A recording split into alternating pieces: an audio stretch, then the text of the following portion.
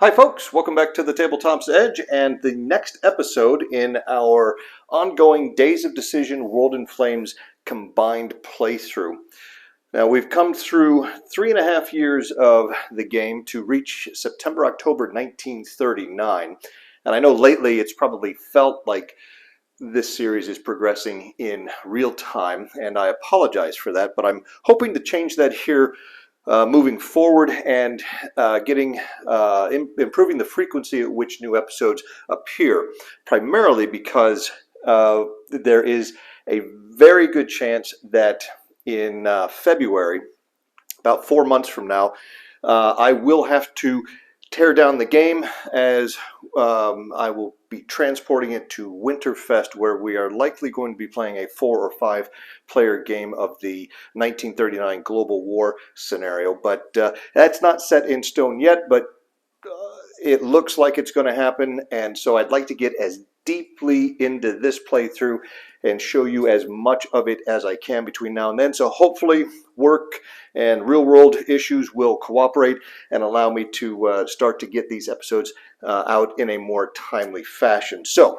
with that said, last turn, July, August, we saw the Nationalists finally take Madrid and really sort of pin the Republicans into a couple of coastal enclaves, one in the east around Valencia, which is the larger of the two, and then one in the south at Malaga. Things are not looking real good for the Republicans. The production situation now is tilted very heavily in favor of the Nationalists, and to the point where the Republicans, without any external assistance from one or more of the major powers, are going to struggle to be able to replace any losses. However, the Republicans are in very good terrain. It's mountainous terrain where they're located, which is going to greatly increase the difficulty of the Nationalists of rooting them out and finally crushing them. So this could turn into a very long, drawn-out, attritional type of war now in Spain.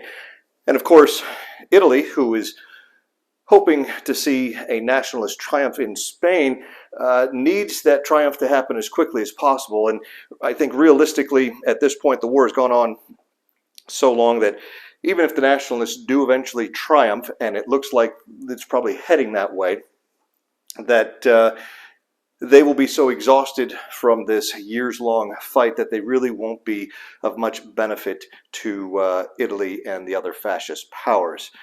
Now, out in Asia, we saw a brief border skirmish between the Soviets and the Japanese that really didn't have any long-term lasting impacts, other than now the Soviets are able to place their white print Siberian infantry into their forced one. I think that was the primary motivation for them engaging in that little incursion in Manchuria. So things are starting to heat up. We've seen the Germans start to deploy in greater numbers along their western borders. Could this be the turn where we see something explode in Western Europe? So let's get right to it and find out. As usual, we start off with the bidding for political initiative at the start of the political phase. And interestingly, the only major power that has any positive money in the bank right now is Germany. And even she is only sitting on 3 Reichsmarks. And because of that, we only saw one nation bid actually for political initiative. That was the Soviet Union, and that was because they had to. If you recall, the Nomonhan incident option that they played as a reaction, which meant they played it during the whiff portion of the game turn in one of the Soviet declaration of war phases. And that means that they cannot select any other political options until they play this particular option and pay for it in the political phase. So they bid all of 1, and being the only bidder, that's going to secure them first place. They were getting an additional +3 modifier for their position, and because the political phase ended last turn before they had a chance to execute any political options, they also ended up getting another 4 bid points due to their political effectiveness, located here at a 4 on that track. So with a grand total of 8, they're going to blow away everybody else. They're also the only active bidder, which means this will be a very short political phase, but we do have to see how the rest of the major powers shake out. As you can see, the Commonwealth was in first. They bid 0, but they're going to get 4 for their bid position, which is going to have them drop down to second. Italy then will slide down 1 as well into third. In fourth place, you see the United States and Germany both have a total of +2 thanks to their previous initiative positions. However, the German political effectiveness is greater than the U.S., so that's going to have them swap positions here and put Germany in fourth and see the U.S. fall to fifth. And then with the rest of the major powers, they will retain their positions 6 through 8. So with the political initiative determined, you can see we've got our last card markers, actually both of them next to the Soviet Union, as they're the only ones that bid this turn. We'll go ahead and take a look at the details of that Nomonhan incident, and we will have them pay for it, and then we will execute the minor country impacts of that. All right, here we see the details of Russian Option 9 Nomonhan incident. What we're most interested here is the cost, which will be 3 money. We've paid that, which drops them from 0 down to -3. And then we're going to look at the U.S. entry effects. It is still 1939, so it's going to be a +5 for U.S. entry. And then we've got some modifiers here for a few of the minor countries. I'm going to go ahead and place the Russian influence markers in the countries, adjust their totals, and then the Soviet Union will have to activate a minor country this turn and resolve the major power influence over on the status display. So back in just a minute. Having placed the influence markers in the affected minor countries, no one felt terribly strongly one way or the other about this. As you might expect, most of the nations that are bordering the Soviet Union took a mildly dim view of their action. Somewhat surprisingly, the Netherlands actually had a +1 reaction to it, and the Soviets now need to figure out which minor country they want to go ahead and activate. They don't have a lot of influence in any particular country on the map, and those that they do have influence in, more of it is negative rather than positive, although their highest would be Mexico at +3, which also has a +2 for Japan. That's a good possibility. They are also looking at the Netherlands. Netherlands, they've only got a +1 in Netherlands, but Germany has a -3 and Japan has a -2, which, given the location of the Dutch marker on the status display, that might actually kind of help the Soviets out, even though they wouldn't maybe necessarily directly be benefiting from it. They may also want to consider taking advantage of the 3 influence they have in Mexico and seeing if they can maybe lure Mexico a little bit closer to their sphere of influence. I think what we're going to do, though, yeah, I think we will go ahead and activate Mexico, which you can see here has a fair number of major power influence markers in it. We've got the Italian, Chinese, and American, in addition to the Japanese and Soviets. So we'll go ahead and activate Mexico. Let's head over to the status display and see how this is going to play out. Here we are on the status display, and you can see the Mexican markers located right here. When we have the influence markers from all the major powers along the bottom of the screen. Now, the US +1, the Chinese +1, and the Italian -1 will not be enough to move the marker out of its current hex, so we'll just dispense with them. That leaves us +2 for the Japanese and a +3 for the Soviets, and I think this is going to end up kind of canceling each other out, because the if we resolve the +2 for the Japanese, that's going to move the Mexican marker here, and then we have the +3 from the Soviets, which is going to move it maybe here, and the additional third influence point won't be enough to get Mexico to move another hex. Now, why did the Soviets choose Mexico? Well, they did have that 3 influence, and I think they didn't want to risk something happening to that influence. It's a lot easier for the Soviets to lose influence among minor countries than it is for them to gain positive influence. But that Japanese +2 influence was kind of offset the benefits they were going to see from activating Mexico. But that being said, we're done with the political phase, and now we can move right into determining initiative, rolling the weather for the first set of impulses, and looking at the reinforcements for this turn. Well, we had 3 really high rolls for initiative. The Axis and the the Fascists and the Communists both rolled 10s, while the Democrats fell just short with a 9. However, both the Democrats and the Fascists are in the -1 box of the ideological initiative track, while the Communists are in the +2 box. So the end result ends up being a 12 for the Communists, allowing them to win the initiative roll. The Fascists come in second with a 9, and the Democrats with an 8. The Communists are going to decide to go last, and the Fascists will decide to go ahead and go first. So the turn order for this turn, or the impulse order, if you will, is Fascist, Democrats, and then Communists.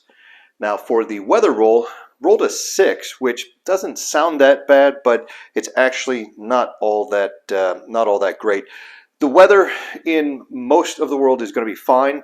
We have rain in the Arctic and rain in North Monsoon. That's really only going to impact the Japanese over in South China.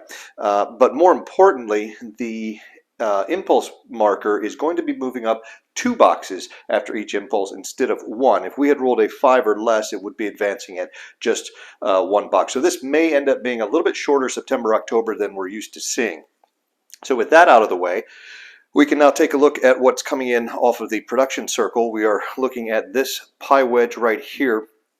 You can see the Japanese have a couple of ground troops. They've got the Seoul militia and a white print infantry. The Germans and the Italians have a single-engine land bomber. Germans getting a fast infantry corps. The Chinese are going to be getting a communist cavalry and a nationalist infantry. The French will be getting a good infantry unit and a fighter here. They are getting a pilot, as well as looks like a twin-engine fighter. So I'm going to go ahead and I'm going to just put the pilot on the track now, which gives them actually a total of 3 pilots currently. And once we take a look at the rest of this, we'll figure out which, if any, aircraft are going to be going on map. The Commonwealth gets a Hurricane. They get a decent fast transport, another convoy point. The Italians and Soviets each get a pilot. That's going to give the Soviets 2 pilots and the Italians 1 pilot on the track.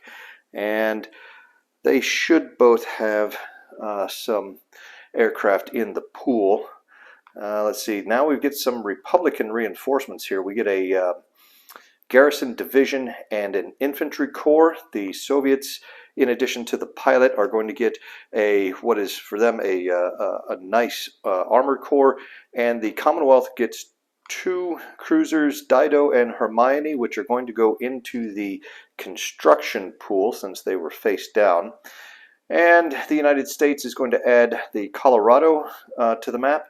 The Royal Navy also gets HMS Indomitable, and then face down the Duke of York. So that will also be going into the construction pool of the 2 cruisers. The Japanese add the Hiryu, and the Italians get the Vittorio Veneto. So as you can see, as war draws near and more of the major powers are dumping more of their production into actual military units, we're starting to get more sizable reinforcements showing up here. So it'll be a few minutes for me to figure out the aircraft situation and get the reinforcements placed. And then once that's complete, we will go ahead and jump right in with the first impulse, and that is going to be the fascist impulse. Now, the first step in any faction's impulse is declare war, and that is exactly what Germany is doing on the Netherlands here. They're going to be playing German option 4, and they're going to be playing it reactionary, meaning during the whiff phase of the game, obviously. It's going to cost them 3 money to declare war on the minor country, which they conveniently do have in the bank. And we've got a number of minor country effects as well as U.S. entry effects for this. They will not, however, activate a minor country as you normally do when you select a political option. So the first thing really that needs to happen following this declaration of war is to set up the Dutch units. Actually, if I take a step back, the first thing we have to find is a major power who will direct the minor. Now, the Dutch marker on the status display is actually not in any faction, any one of the ideologies or any of the factions within those ideologies. It's still in the neutral zone, which means it's not eligible to be aligned by any of the major powers, and there are no major powers currently at war with Germany. So in order to determine who gets first dibs, as it were, on directing the Dutch, it's going to be whichever major powers marker the Dutch marker is closest to. And believe it or not, it is actually closest to the Soviet Union at this point. So the Soviet Union has the option of directing the Dutch in this war against Germany. Now, directing is not the same as aligning. And for those of you familiar with World in Flames, you'll know that usually when an Axis power or an allied power declares war on a minor country, one of the major powers on the opposite side would align that minor, effectively running the minor, gaining its production if it has any factories or resources, and as well as being able to cooperate with the minor. Well, that's not going to be the case here.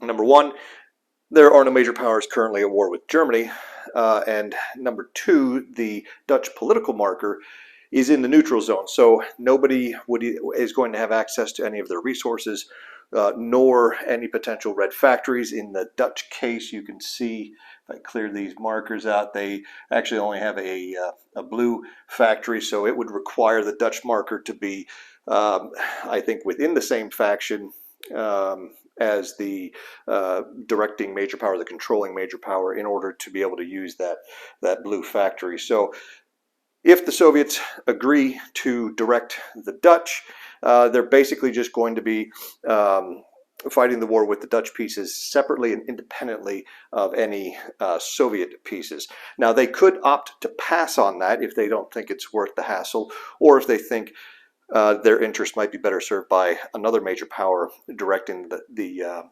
Netherlands. And if the Soviets do pass, that major power is going to be, let's see, we've got France 1, 2, 3, 4, 5, 6, 7.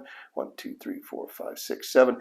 Both the Commonwealth and France are 7 hexes away from the Dutch marker, so it would fall to either one of them. The Soviets, though, think that if they pass up the opportunity to direct the Netherlands and allow one of the Western allies to do so, that may not necessarily be in the Soviets' best long-term interest, because remember, when you add Days of Decision to World in Flames, it's no longer a 2-sided contest, it becomes a 3-sided contest. And so the communists will go ahead and direct the Dutch, which means we will need to set up their units. I'll go ahead and get those out, and of note, when setting up minor country units, that half of the minor country units must set up in the home country. Now, Netherlands also controls the Netherlands East Indies over in Asia, and this is another instance where we'll be inserting kind of a house rule, which is more of just a throwback rule, if you will, to previous editions of WIF, where when a country declared war on the Netherlands, the NEI was sort of split off and treated as a separate minor country on its own. So Germany will not necessarily be at war with the NEI. What this does is it preserves the NEI's neutrality, thus allowing a historical repetition of the initial Japanese surprise centrifugal offensive in Asia. So we're going to be taking the same approach here. Now the NEI will have some units set up based on what are available to the Dutch forces. So I'll break those out. I'll get those set up, and then we'll pick up with the impulse from there. I've wrapped up all the bookkeeping associated with the German declaration of war on the Netherlands. That includes placing the minor effects markers in the respective countries. There were actually a scattering of countries that approved. Chile and Argentina each had a +1 reaction, as well as Finland and I believe Bulgaria. But a number of countries did not like it, and perhaps more importantly, the U.S. did not care for it. They picked up a +13 on their U.S. entry for this declaration of war. Now, after the declare war step, the next thing the Germans need to do is select what kind of action they're going to take, what kind of impulse it's going to be. And believe it or not, Germany is still considered to be a neutral major power. That's because a neutral major power in WIF is defined as a major power that is not at war with another major power. In this case, Germany is only at war with a minor country, which means, being a neutral power, she can either only pass or do a combined impulse. So she's going to do a combined type of action, and she is going to pay the full oil cost for that. You can see they paid. They had 4 oil stored here in Berlin. They paid one of those and recorded the 3/10 remainder over on the production circle board. So with the combined impulse, don't really have any port attacks or naval activity to speak of, and the Dutch are surprised, so they have no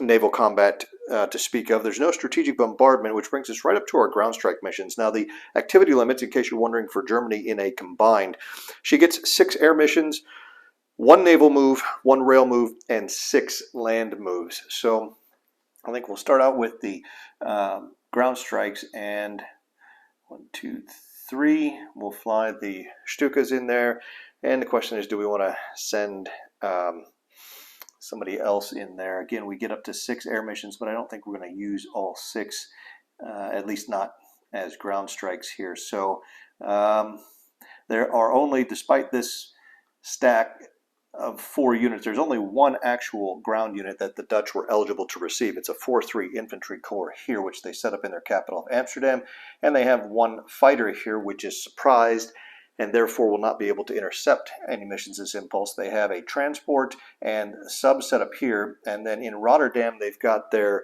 they have 6 tanker points and 4 convoy points. There are 4 cruisers set up over in Batavia in the Netherlands East Indies.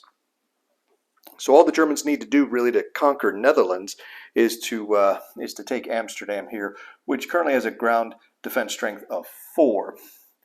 So the only 2, because we didn't do any port attacks, the only units that are going to be targeted in these ground strikes are going to be the air unit and the ground unit. They'd like to get the +1 for inverting the ground unit, and obviously flipping the air unit face down would be helpful as well. They've got a 5 unit. Because the Dutch are surprised, the Germans are actually going to get to roll an extra die for each of their ground strikes. So we'll be rolling 2 dice, needing a 5 or less to be successful on each of them. And I think with a 5, I'm not a statistician, but we should expect to flip both of the targets with just the 1 unit here. So we'll take our chances. I don't think it's the end of the world if we do in fact miss one of them. So only the 1 ground strike here. Let's go ahead and we'll roll, since we're rolling 2 dice, I'll roll both of them at the same time, and we'll roll for the first the air unit and then the ground unit to see if they are successful. So let's head over to the dice tray here and see how it comes out. Okay, this is for the aircraft, and we've got a 2 and a 5, so both of them hit. We only needed 1 to invert it. Now for the defending infantry corps, and a 7 and 8. So it looks like they were focusing primarily on the airfields there. We got half of the guys we were aiming for. We did not get the ground unit inverted, so we won't be getting a +1 on the attack, but if I've done the math properly, I don't think that's going to make that big a difference. So we'll return the Stukas, 1, 2, 3, we'll return them here to clone, turn them face down, and we'll flip over the Dutch fighter there. And that's going to wrap up the ground strikes. You can see I've just moved the political markers here just into the North Sea to get them out of the way. And by the way, the Dutch have a considerably higher or lower than -3 as far as German influence goes. They picked up -10 as a result of the declaration of war on them. So moving on from ground strikes, we get into rail movement. I don't know if the Germans are going to rail anything in or not. Yeah, you know what, maybe, nope, can't do that. No, I think they're good. We're gonna forego any rail movement. That brings us up to the land movement. We've got 6 land moves, so we're gonna go 1, 2, 1, 2, 3. That's 2 of them, and I'm gonna do this here. We'll take 1, 2. That's 4 more, and then for the last 2 land moves, we'll have von Bock and the Armor Corps underneath him. 1, 2, that's going to overrun the ships in Rotterdam, and because normally they would simply sail away since they're, quote, face up, and sail to another friendly range within another friendly port within double their range. However, because they are overrun, they do have to see if they, or because they're surprised, they are overrun, they may get captured or scuttled. On a 1, the convoy point will be captured. On a 2 through 4, it's destroyed, and on a 5 or higher, it will sail away. And we have a total of 4 convoy points and 6 tanker points. So we'll roll we'll roll for the convoy points first, and then the tanker points. I'll just do this real quick over here because we've got a lot of rolls. We've got a 1 is captured, and a 9. So 1 tanker point, or 1 convoy point captured, 1 convoy point sails away. The other 2 is a 6 and an 8. So 3 of them are going to get away, and this guy here has been captured. So I'll just move him here for the moment. Now for the 6 tanker points, we have a 2 and a 2. So 2 of them are destroyed. 5 and a 2, 3 are destroyed. 1 sails away, and the last 2 also get away. So that's easy. These 3 will go to the bottom, and then these 3 will sail away. I will go ahead and yeah, well, I guess we can keep that. I was just debating whether or not to swap that out with the German convoy point, just so we know who controls it, but we'll keep it as a Dutch for now. And these guys are going to have a hard time finding a friendly port to go to, because they can't go into any of the neutral ports, which would be the any of the ports along here. The only other port that's friendly to the Dutch is way out in the NEI, which is more than twice the distance. So these guys will in fact end up being destroyed as well. So the Germans managed to grab 1 convoy point and send the rest to the bottom of the harbor there. And now I think we are, let me go ahead and put these convoy points back in the bags, and then we'll move on. I think we're coming up on the land combat step, actually. All right, having stowed the Dutch convoy points, I did decide, after all, to go ahead and swap out the captured point with the German convoy point, just to make sure there'd be no confusion. I don't think it would have been an issue, because all of the other Dutch convoy points had been destroyed and removed from the game, but we'll just keep it a little bit cleaner this way. And we are now, in fact, since we have no air transport, debark of land units, invasions, or paradrops, that does bring us to the land combat step, and the Germans have 1 attack here on Amsterdam from these 3 hexes. The Germans have a total attacking force of 14 factors here. They have 15 in Rundsted's hex, and they have another 11 up in the north here. That's going to give them a total of 40. Now, normally, the stack up here would be halved for this river/canal there, and von Bock's hex would be halved, but since the Dutch are surprised in the surprise impulse, the attackers are not halved for attacking across rivers or canals. So they will get the full 40, and that is going to be attacking mere 4 in defensive strength, which gives us an odds of 10 to 1. Even on the assault table, which the Dutch would choose, because it is a city, that's going to give us 10 to 1 is an automatic success. So no need to even roll the dice. It's going to be an asterisk 2S result. So the Dutch infantry corps will be destroyed. We can have, I think we'll have these guys enter the city there. That is going to, again, overrun the sub, the transport, and the face-down aircraft. Because the aircraft is face down, it will be automatically destroyed along with the infantry corps. And we'll have to roll for the transport and the submarine. So first for the transport, that is a 4. The transport is actually going to be destroyed. And the sub, Germans are looking for a 1 here. They get a 7.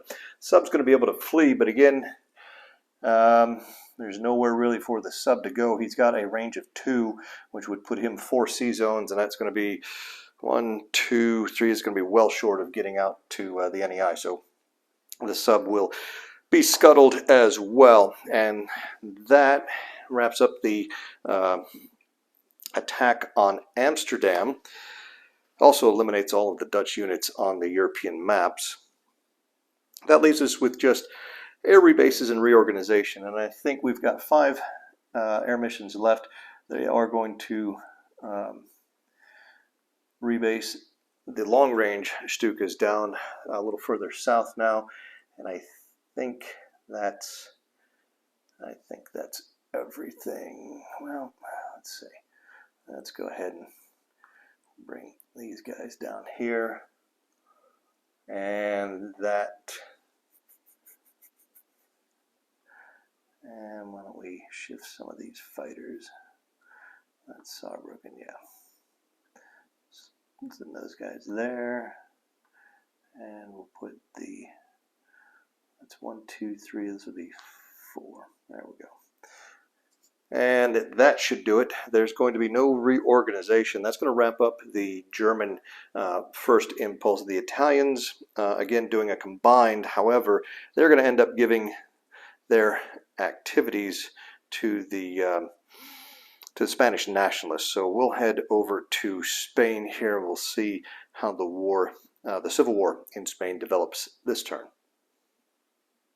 Down in Spain, after their victory here in Madrid, the nationalists are basically going to spend the next impulse or 2, I think, repositioning their units for the reduction of the Republican stronghold here around Valencia. Now they have 3 land moves, and they'll go 1. They'll bring Franco down. He'll go 1, 2, 3. And with the last, let's see, that guy or that guy. Let's go with, let's go 1, 2, and bring that infantry corps there, and I think that's going to do it for the nationalists. They are going to wait, I think, another impulse, or are they? The defenders have 7 strength points doubled in the mountains. These 14. They've got 12 here. That's 18, 20 with the artillery, 25, 29. They do have a 2 to 1 against the guys in the mountains here. Although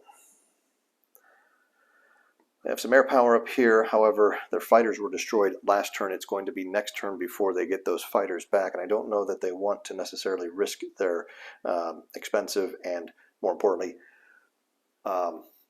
long to replace bombers without any fighter protection. So they may forego using the bombers, which might free up the Republicans to make this a 15 defense.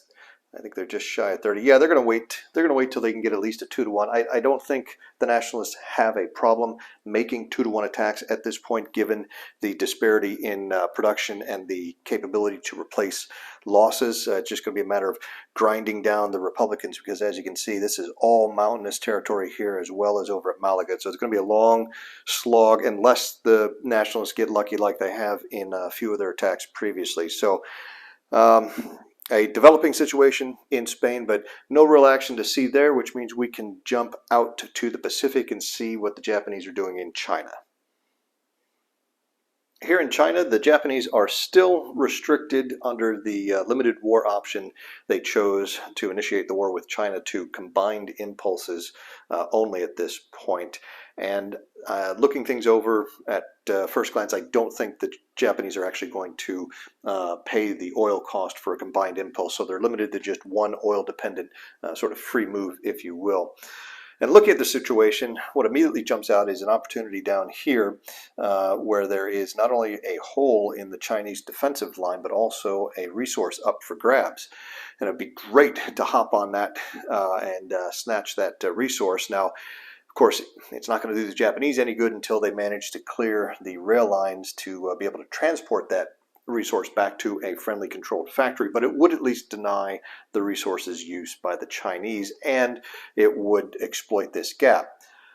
The problem is it's raining down there everywhere below this blue dotted line here in China, and that means that the forest there is going to be doubled in cost from 3 to 6. So the only unit that could reach it would be the Osaka militia here. If they moved in, they would be inverted, which is not necessarily a problem, but they would also be out of supply because there are no headquarters down here and the supply range is reduced by 1. So if you're, unless you're in or adjacent to Foochow, you're going to be out of supply. So moving in here face down and out of supply is never a good situation. They are at least a white print unit, which means their defense factor would drop from 5 to only 3, as opposed to 1 if it were a black print unit here. But it would be very likely that the Chinese might be able to slide in behind them and make it so that the Japanese would not be able to get them back into supply by the end of the turn and the final reorganization step, meaning they would be face down and out of supply into the following turn. So as much as I'd like to maybe grab that hex, I just don't know that it might not be better to kind of wait and do it properly rather than rush in and risk some of the forces here getting cut off. So with that in mind, I think for the naval moves, we did get some reinforcements here. They're going to embark on this transport. The transport's going to go 1 into the China Sea and then 2 into Shanghai, where it will be turned face down. And now I think we can probably move right ahead to land movement. I don't know that we have any rail movement. We might rail some of these guys. Yeah, we might do that. Let's go ahead and rail the militia here to Peking. That's the one rail move allowed in the combined for them. And then for their land moves, again, we're looking at 3 land moves for the Japanese here. What I think we're going to do is have this 11th Army and the Marines swap places. That's 2 moves, and maybe bring this cavalry forward there for the 3rd move. And I think we will hold off on any attacks for the moment. So a rather unexciting move here for the Japanese, and we'll see how the Chinese react, because we are now moving on to the first Democrat impulse after I move the marker 2 boxes up the impulse track. Well, thanks to the German actions in the Netherlands, the Democrats are now faced with a major decision. It appears with the fall of Amsterdam and Rotterdam that Germany has managed to pull off yet another quick, bloodless conquest of a European minor. The difference here, though, is that the Commonwealth has guaranteed the Netherlands, which means the German declaration of war on the Netherlands gives the Commonwealth a casus bellum, which is a requirement for either the Commonwealth or France to declare war on another major power. Now, as you can see, the Commonwealth doesn't have a lot of on-map army and air forces. And France has been steadily building up here, and they have a respectable air force, but it's still outclassed by what the Luftwaffe has on map here. Production-wise, the Democrats have been, and probably will continue for a little while, to be outproducing Germany and the Axis as a whole. So one argument says to not declare war on Germany until the military balance of power is much more favorable to the Democrats. It's never a good thing to go to war when you're not prepared. The flip side to that is that if they stand by and continue to allow Germany to gobble up these small miners one by one as the Democrats continue to build up their military strength, the production differential is going to continue to shrink and may eventually swing over to favor Germany and the other fascists. So the longer they allow the Germans to grab these additional resources and factories, the better the German production position becomes relative to the current position with Democrats now. Furthermore, as the Germans grab these little countries and gobble them up, it also puts them in a better geographical position for when they do ultimately go to war with one another. Further complicating matters is the fact that the Commonwealth has guaranteed the Netherlands, which not only does it provide the casus bellum that they would need to declare war on Germany, but if the minor country that has been guaranteed by the major power, in this case the Commonwealth, is conquered, and the major power that issued the guarantee is not at war with the major power that conquered the Netherlands, in this case Germany, by the declaration of war, I think the impulse after the conquest takes effect, which at this point would be in this turn's peace phase at the end of this turn. So that basically gives the Commonwealth until the first impulse of November, December 1939 to be at war with Germany. If they don't, the Commonwealth is going to lose one political effectiveness, and they're going to lose -2 influence in every other minor country that they have guaranteed, which right now would be Greece and Yugoslavia. Now, France does not have a casus bellum against Germany because France had not guaranteed the Netherlands, but France and the Commonwealth have a level 3 treaty, which allows France to have a casus bellum against any major power with which her treaty partner, the Commonwealth, is at war.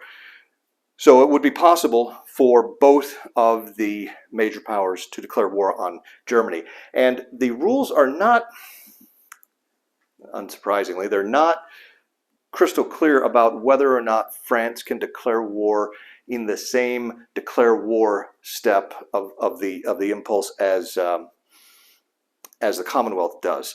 So, because technically right now we are in the declare war step of the second side's impulse in this turn. The Commonwealth is not currently at war with Germany, so France has no casus bellum, but as soon as the Commonwealth declares war in this step, France will have that casus bellum and can therefore declare war. So the question is, does France have to wait an entire impulse and do it in the next Democrat declare war phase, or can they do what is effectively a simultaneous declaration of war? And I've thought this over. I haven't really found anything that kind of explicitly says one way or the other. Unlike having a minor join in to the war, that is pretty explicit in the rules, where it says when a major power declares war, that same impulse, they cannot have a minor join the war. The minor's got to wait till the next impulse. So what I'm going to do is, given the historical precedent where we saw both the Commonwealth and France declare war on Germany within just days of one another in 1939, I don't think it would necessarily be appropriate to force the level 3 treaty partner to wait until the next impulse to declare war. So the Commonwealth is going to take the big decision to declare war on Germany. So this is another political option that's being played as a reaction. And then France will also declare war on Germany. So we have what in the earlier editions of Days of Decision would be considered the outbreak of general, quote unquote, general war. So we now have, in addition to Japan and China, we've got Commonwealth, France, and Germany at war, leaving us just three neutrals: Italy, United States, and the USSR. Well, what I'm going to do, it's going to take a little bit to handle the admin on the various declarations of war, and as part of the declaration of war, the Commonwealth and France will be calling out their reserves. So they've got a pretty good stack of units for each country, which will also have to be deployed. So we'll break it off here. I'll go ahead and handle the political side of it, make any adjustments, minor country effects, U.S. entry effect, because the U.S. entry will be affected by this, and then I will set up the reserves for both the Commonwealth and France, and then we'll finally be able to jump into their first impulse.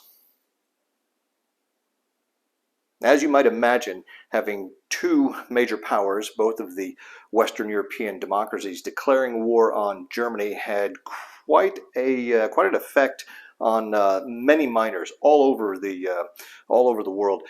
Even Chile and Argentina had some reaction to this, and it'll be interesting to see now when we get into future political phases and minor countries start getting activated. There are a number of miners that received influence, both negative and positive, towards the various major powers as a result of these declarations of war, that are in a position that, if activated and we resolve the influence as it stands now, could make some significant alterations in the alignment of some key minor countries. So that'll be interesting to see going forward. We'll see if the Allies can get their hands on countries such as Poland or Yugoslavia, while perhaps Finland and maybe even Sweden falls into the German orbit. So that's down the road, but suffice to say that it was a very widespread reaction among the global community. Another effect of having a major power declare war on you is that the target country, the country that is the target of the declaration of war, will have their production multiple level increased to the level of the major power declaring war on them. And when we're talking about production multiple level, that's a little bit different than actual production multiple. So we're looking at the production multiple display here for Days of Decision 3, and you can see it's a simple track for each of the 8 major powers, and you'll slide the production multiple marker to the left and right as they gear up or as they demobilize. The number within the box, the bold number, indicates what the actual production multiple is. This is the number that is used to multiply the production points to find, in the end, the number of build points available. The production multiple level simply refers to the boxes. So all of the boxes along the left end of the tracks, this is production multiple level 1. And then it simply moves 2, 3, 4, 5, 6. So you can see Italy and Japan have 6 different production multiple levels. Right now, Germany is at production multiple level 2 with an actual production multiple of 3/4. Since France and the Commonwealth are at 2 as well, Germany's production multiple level will not be increased by 1. So no effect on Germany's production multiple, simply because everybody is already at the same production multiple level. I just wanted to mention that here before we move on. I also wanted to give you a little update on the current U.S. entry given these declarations of war. We haven't checked in on this, I think, in a few turns. So right now, the U.S. has a a raw U.S. entry level of +70 against Germany. That is actually a modified entry level of +35. And I think we went over the formulas that Days of Decision uses to give you that, ultimately, that modified entry level, which is what I refer to as like the actionable entry level. That's the entry level that is the prerequisite for several of the U.S. political options, which in Days of Decision is how you end up playing the U.S. entry options when you're playing just straight whiff. And Days of Decision does have an optional rule where you use the standard whiff U.S. entry, but I wanted to keep this just, I wanted to keep the Days of Decision standard U.S. entry system just to basically demonstrate for you folks, because I know a lot of you out there have some whiff experience. You'll be familiar with the U.S. entry system that's used. I like that entry system a lot. And this is a good, I think, way to kind of demonstrate, to allow you to sort of compare and contrast between the two of them. So back to Germany. Germany is sitting at a plus 35. Italy, the U.S. has a plus 17 raw entry level, but the modified entry level is a plus 9. Japan, it's a plus 36 raw entry level, which is a plus 18 modified. And then the Commonwealth, they have a plus 33 entry level, but the modified entry level is actually negative 44. And for France, similarly, it's a plus 23, but the modified is a negative 49. For the Soviet Union, the raw is a plus 24 with a modified U.S. entry of plus 6. For China, it's plus 7 raw U.S. entry and a modified U.S. entry of minus 57. So the United States is light years away from being able to declare war on the Commonwealth, France, and China, were she so to choose to do so. Now, it just so happens that you are prohibited from declaring war on any other major powers that are in your ideology, and those are the 4 Democrat major powers. So there's no danger of the U.S. Being able to declare war on them, but you can see just how far away they are, and just the difference from a raw plus 33 for the Commonwealth to a minus 44 gives you an idea of the effect of the various equations used to determine that modified U.S. entry. Now, what does the plus 35, plus 9, and plus 18 for the fascist powers mean for the U.S.? How close are they to being able to play some of those political options and get some U.S. entry options implemented? Well, the first option that they can play, which is a prerequisite for a couple other political options, is U.S. option 9. In order to play that, Germany's plus Italy's U.S. entry has to be greater than 55, or Germany's alone has to be greater than 45. The Commonwealth has to be at war with Germany, and the USA has a treaty with the Commonwealth. Well, the combined German and Italian entries is 44 right now, so they're about 11 short of that first prerequisite, and Germany's entry again is 35, which is 10 short of the 45. Actually, they need to be greater than, so they actually need another 10 on the combined, or another 11 on the modified entry for Germany. The Commonwealth is now at war with Germany, but the USA, I don't think, has a treaty with the Commonwealth yet. So that's something that they are going to want to do at some point here in the not too distant future, which will then, because they are starting to creep a little bit closer to the required entry levels. And keep in mind, now that there are major powers at war with Democrats, we are going to be rolling, as we have been for Japan with their war with China. We are also now going to be rolling for Germany, because she is at war with Democrats. And there's going to be some positive modifiers on that, because there are multiple major powers that are at war with Democrat countries. So what we should expect to see, now that war is breaking out between the Democrat major powers and some of the fascists, the U.S. entry level should start to accelerate here, regardless of any political options that are being played or not played by the various major powers. So the U.S., I think, in 1940 should start to have a little bit of an impact on things globally. So that's where we stand politically and with the production level. And so now I'm going to go ahead and deploy the reserves, and then dive right into the rest of the impulse. I've placed the reserves for both France and the Commonwealth, but before moving on entirely from the political aspect to the declarations of war, I did want to touch on the cost, because the declarations of war in Days of Decision are a political option, and as you know, political options have a money cost associated with them. In this particular case, France had to pay $6 build points to declare war, and the Commonwealth had to pay 8 build points to declare war on a major power.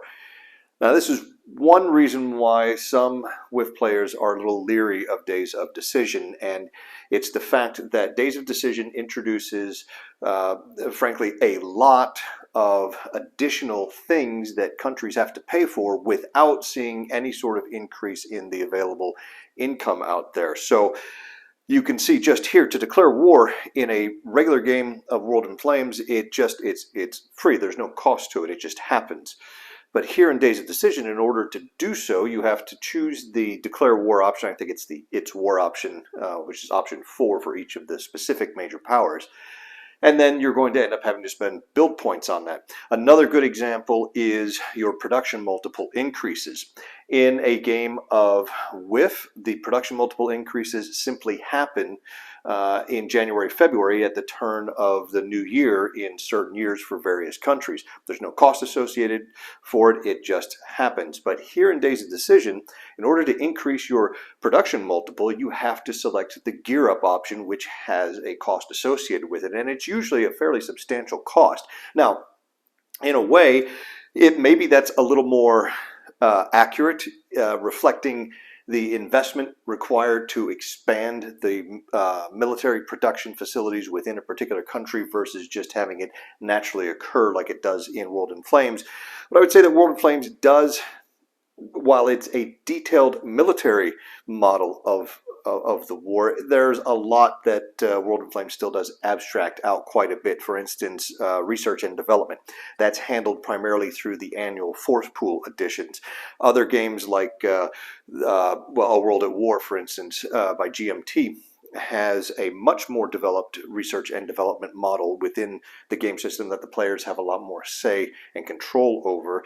And with WIF, there are some economic items that are abstracted out, and a good example of that is the production multiple increases. So, for those reasons, you may not find a lot, you may find some experienced WIF players that really enjoy WIF that want nothing to do with Days of Decision.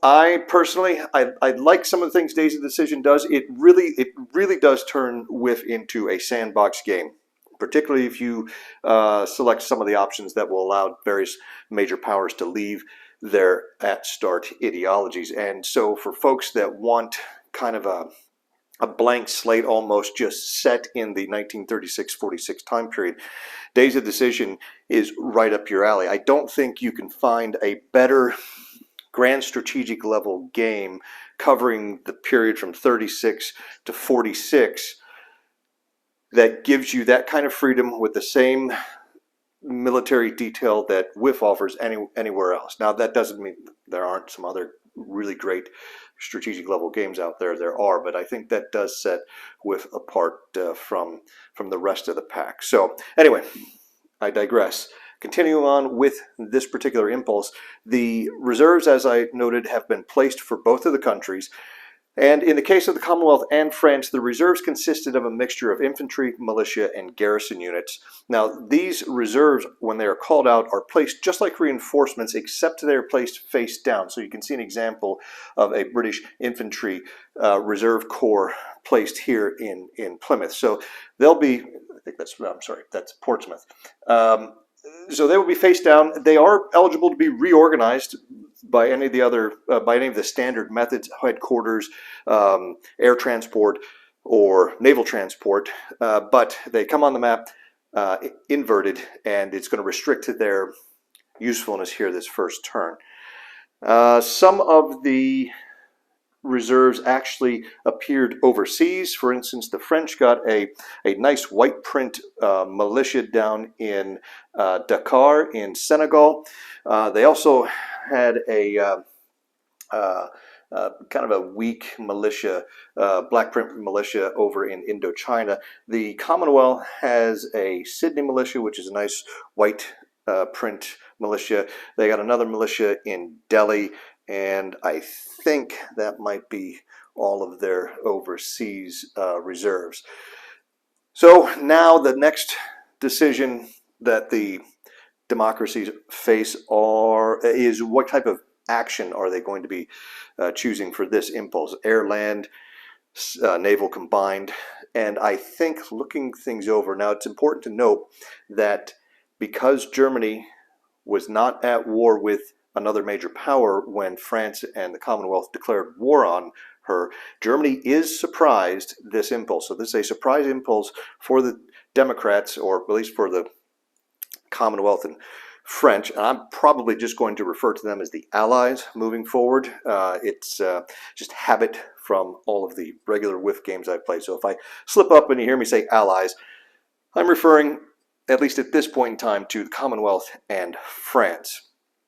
They do have surprise, which they get all the benefits of the surprise impulse. Unfortunately, they're not well positioned to take good advantage of that. Oftentimes, in the surprise impulse in a regular whiff game, you'll see the Commonwealth launch a port attack out of Harwich here against Kiel to try and damage some Kriegsmarine ships right off the bat. But unfortunately, at this point, the only naval air that the Commonwealth has is this wildebeest over here in Belfast, and he is well out of range. 1, 2, 3, 4, 5, 6, 7, 8, 9. He's about 5 hexes shy of getting to Kiel. So one of the disadvantages of this kind of sudden decision to declare war is they weren't ready for it. Perhaps they could have waited maybe a couple of impulses, thinking they'll declare war a little bit later in the turn. But again, you don't know exactly when the turn ends. But I don't think ultimately that would have made much of a difference, just given what they have on map right now. So one item of note with the reserves, the French received a Metz Reserve Militia Corps. However, Metz is currently fully stacked with 2 corps-sized units, so they weren't able to place that reinforcement. It has gone onto the production circle to arrive next turn. So if they can get at least one of those infantry corps out of Metz currently, they'll be able to get that reinforcement on next turn, and it will come on face up just like all the other reinforcements that'll arrive next turn. And looking the situation over, there's not a lot of opportunities to take advantage of this initial surprise impulse. I think probably the best that they can maybe manage to do is perhaps some ground strikes, maybe to try and invert some of the German units here, and which would then theoretically hamper the German activities throughout the rest of the turn. So with that in mind, I think what we're going to do is select a combined impulse for the Commonwealth, and they will spend the oil to fully fuel all of their forces. For the Commonwealth, a combined impulse at this point in the war cost 8/10 of an oil, and the French will likewise do a combined impulse as well. I don't think they are going to bother, though, fully fueling everybody. The cost for them would be only 5/10 of an oil or 1/2 of an oil. They can spare it, but I don't think they'll be engaging in enough activity to really justify that cost. So with the action types chosen, we're going to move on to port attacks. And again, I don't think either major power has any air units within range of the ports with German naval vessels in them right now. We then move on to naval air missions, and as far as activity limits go for a Commonwealth combined, they get 5 air missions, they get 2 naval moves, 1 rail move, 3 land moves, 1 land attack. And for the French, they're going to get 3 air missions, 1 naval move, 1 rail move, 3 land moves, and 1 attack. I think the Brits will go ahead, and that's 1, 2, 3, 4, 5, 6, 7, 8. They will fly the wildebeest, and if we want to go there, or actually, no, I'm sorry, we're going to go 1, 2, 3, 4, 5, 6, 7, 8. We're going to place the wildebeest out in Bay of Biscay. They've got enough range to reach the 3 box here to kind of babysit the convoys. Here we Don't know what the Germans are going to do, but the British are going to have to start to deploy the Royal Navy to guard against any sorties from Kiel on the part of the Kriegsmarine. I think that's it for naval air missions.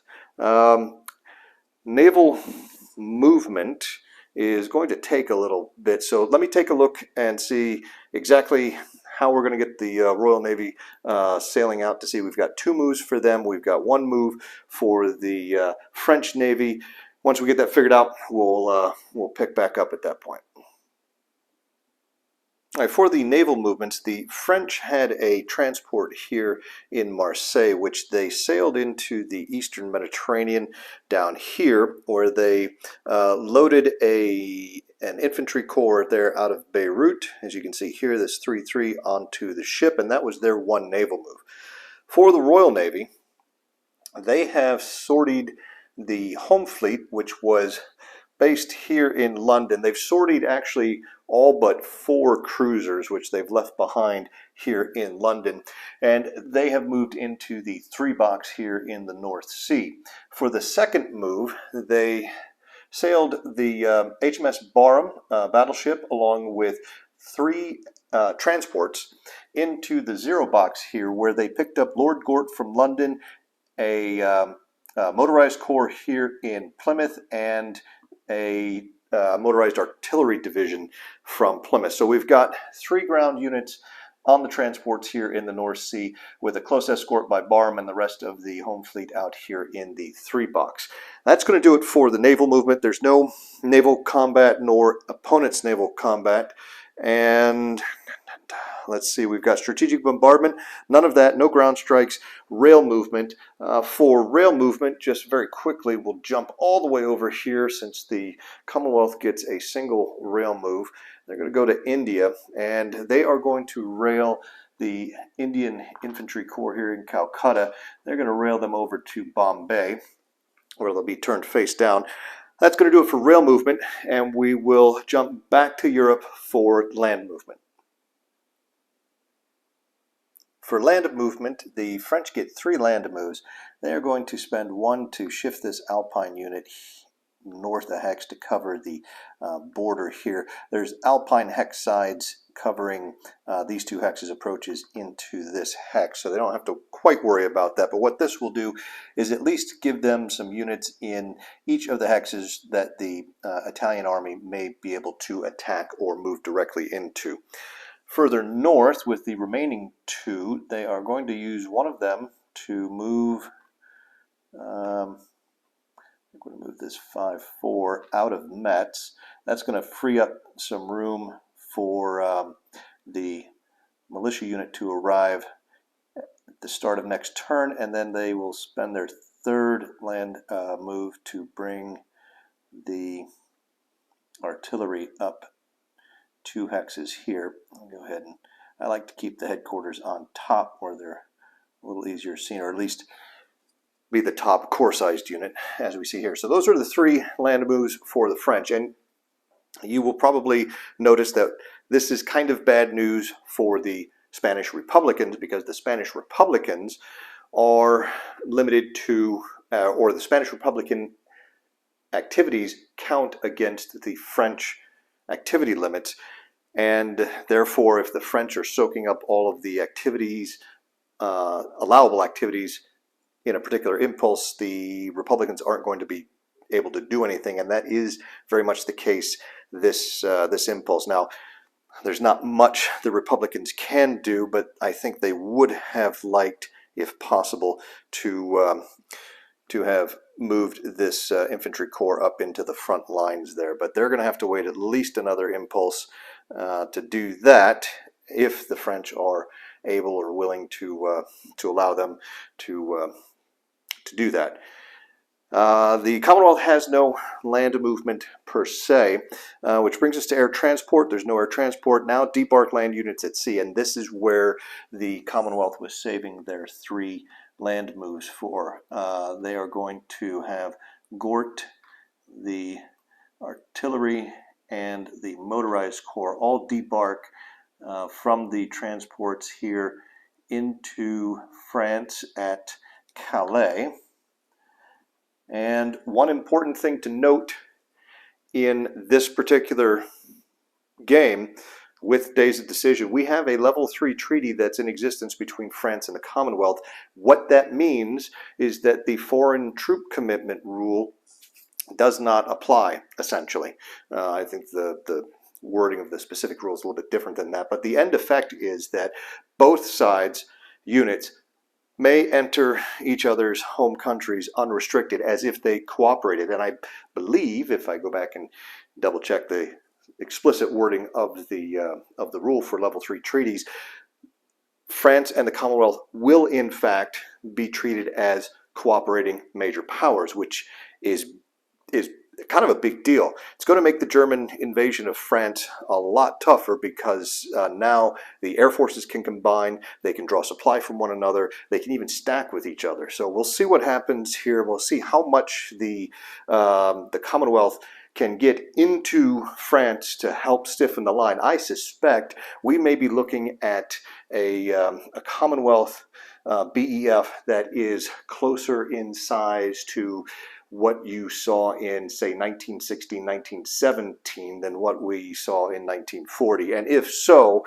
the Germans will indeed have their work cut out for them. So this is by no means because of decisions that have been taken during the course of the Days of Decision aspect of the game here, the various political decisions that have unfolded over the previous 3 years.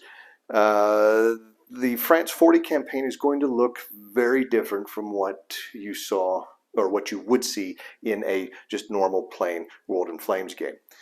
So with the units debarked, we don't have any invasions or paradrops. There's no land combat. I mean, there's the possibility of an attack, down here by the French, but the odds are just hideous, and it would be more self-defeating than anything else. So they're going to hold off on land combat. Brings us to air rebases. The Commonwealth, notably, has 4 air missions remaining after the one mission they used to fly the Wildebeest into the Bay of Biscay. And with that, they are going to bring, you know what? We're not limited, so we're going to bring both the Hurricanes and the Spitfires into France, bring them a little closer to the front line, and because they will now be useful in protecting the French troops as well as Commonwealth troops, this is going to give them greater reach and greater coverage if they're actually in France here. As a matter of fact, do we want to slide them? Let's see. Let's go ahead and do that. They've got a rebase range of 6 that they can use, so they're able to rebase. They've got plenty of range to reach really anywhere up here. I don't know that we necessarily want to send them quite down there. There'll be some developments occurring here. The Allies anticipate some developments occurring over the next couple of impulses that will maybe reduce the desire to see these guys all the way down here in eastern France in the Maginot sector. So I don't think the French, they're going to do well. Yeah, they'll move the twin engine fighters up a little bit, and with the RAF coming into northern France, they'll go ahead and shift their fighters down a little bit more into the central sector of the front. And actually, if we do that, we're going to have to pay for that. If we move those 2 aircraft, it's going to be 2/10 if we do that, because they only get, well, they only get 1 free oil dependent. They can do that, or they can, yeah, you know what? I think we will just go ahead and pay for that. That's 2/10. It's 1/10 for each of the individual units. That's going to leave them with 8/10 here. So that's going to wrap up the Allies' first impulse, and now it's over to the Soviets. Actually, I misspoke. It's not the Soviets' impulse yet. We have to go out to the Pacific and do the Chinese nationalists, and then we'll be going over to the communists. One quick thing before we leave Europe here, though, the MS-406 fighters that rebased. I originally had them here. As I went to pay the oil for that, thought a little better of it, and we actually went ahead and rebased them into the forest there, with the headquarters located there. So that will that'll make it a little bit more difficult for any potential German ground strikes to invert them. So with that, then now we can move out to Asia and see what the nationalists are going to do here. They do have a rather sizable hole in their front lines here.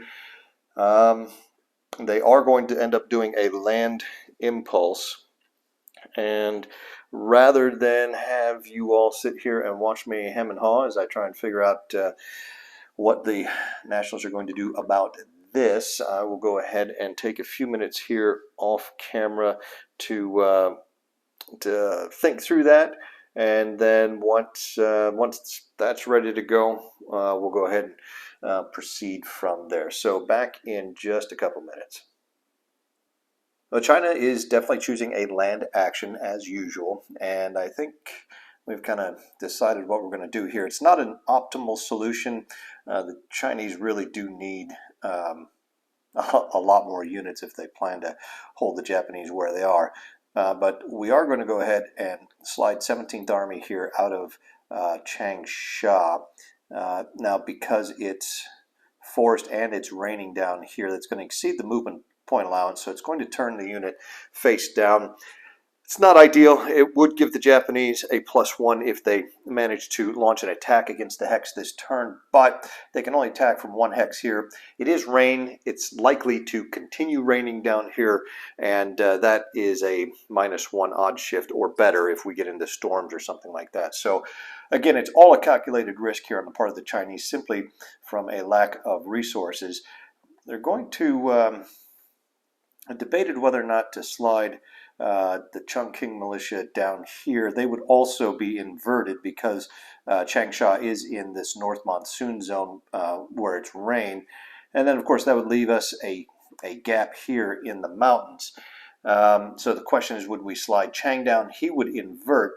I don't really like the amount of Japanese buildup right in here. If Chang's inverted in these mountains, they can probably bring maybe like a 3-to-1, which would be +1 for Chang being face down, maybe even an additional +1 if they throw in some headquarter support. And with that, the odds of killing Chang would be pretty good, and that would be a very costly. You can see the infantry HQs cost 5 and take 3 turns to build. So I don't know if we want to risk Chang by himself down here in this kind of situation. So what we may do is slide him back here. We're going to bring both the armies from Changchao into Wuhan. And the plan then is, we know the communists have the next impulse, and the Chinese communists go when the Soviets do as part of the communist impulse. That will then allow the communists here to take over responsibility for the defense of Changchao, allowing the nationalists to kind of shorten their line a little bit. And then the reason Chang had to move back here rather than to this hex, which is where we would ultimately prefer him to be, is there is a lake right here, so a lake hex side, so it's impossible to move directly from Wuhan to this hex. So what the Chinese have to hope for is that the Japanese aren't able to get terribly aggressive here in their next impulse and give Chang an opportunity to slide into the hex here. And once that's done, there's a question of whether we maybe even just pull out of this mountain hex entirely. And, you know, the more that I look at it right here, maybe that's something we consider right now. The problem with pulling out of this mountain hex, number one, it's good terrain, so the defenders are doubled, which means the Chinese are getting more bang for their buck for each of their units in that type of terrain. So pulling back here to a clear hex, not the best, but this hex is protected by a lake hex site here as well as here. So there's only a single hex they can attack this particular hex from, as opposed to the 3 hexes you see that they currently have on this mountain hex. Now the problem with that, besides giving up the good mountainous terrain, is that it will uncover this hex and allow potentially a 3-hex attack against Changsha, which is a city, and that would be not just a city but a factory also, which would be a bigger loss for the Chinese than maybe they want to take at this point. But again, the Japanese are starting to build up a lot of power here in southeastern China, and the Chinese just don't really have a lot to withstand that. We are also going to shift these warlords. The warlords can operate up to 2 hexes away from their named city. So with the Chongqing warlord, we can bring him forward here into the mountains. Can't quite make it to the front line, which is unfortunate, but the Kunming will be able to move up here at least to Nanning, and I think we will move the Chengtu forward as well into the mountains. Lan Chao, sure, we'll have him slide up here under, well, technically, I think that's going to wait till the communist impulse. So we'll hold off and do that in the proper impulse.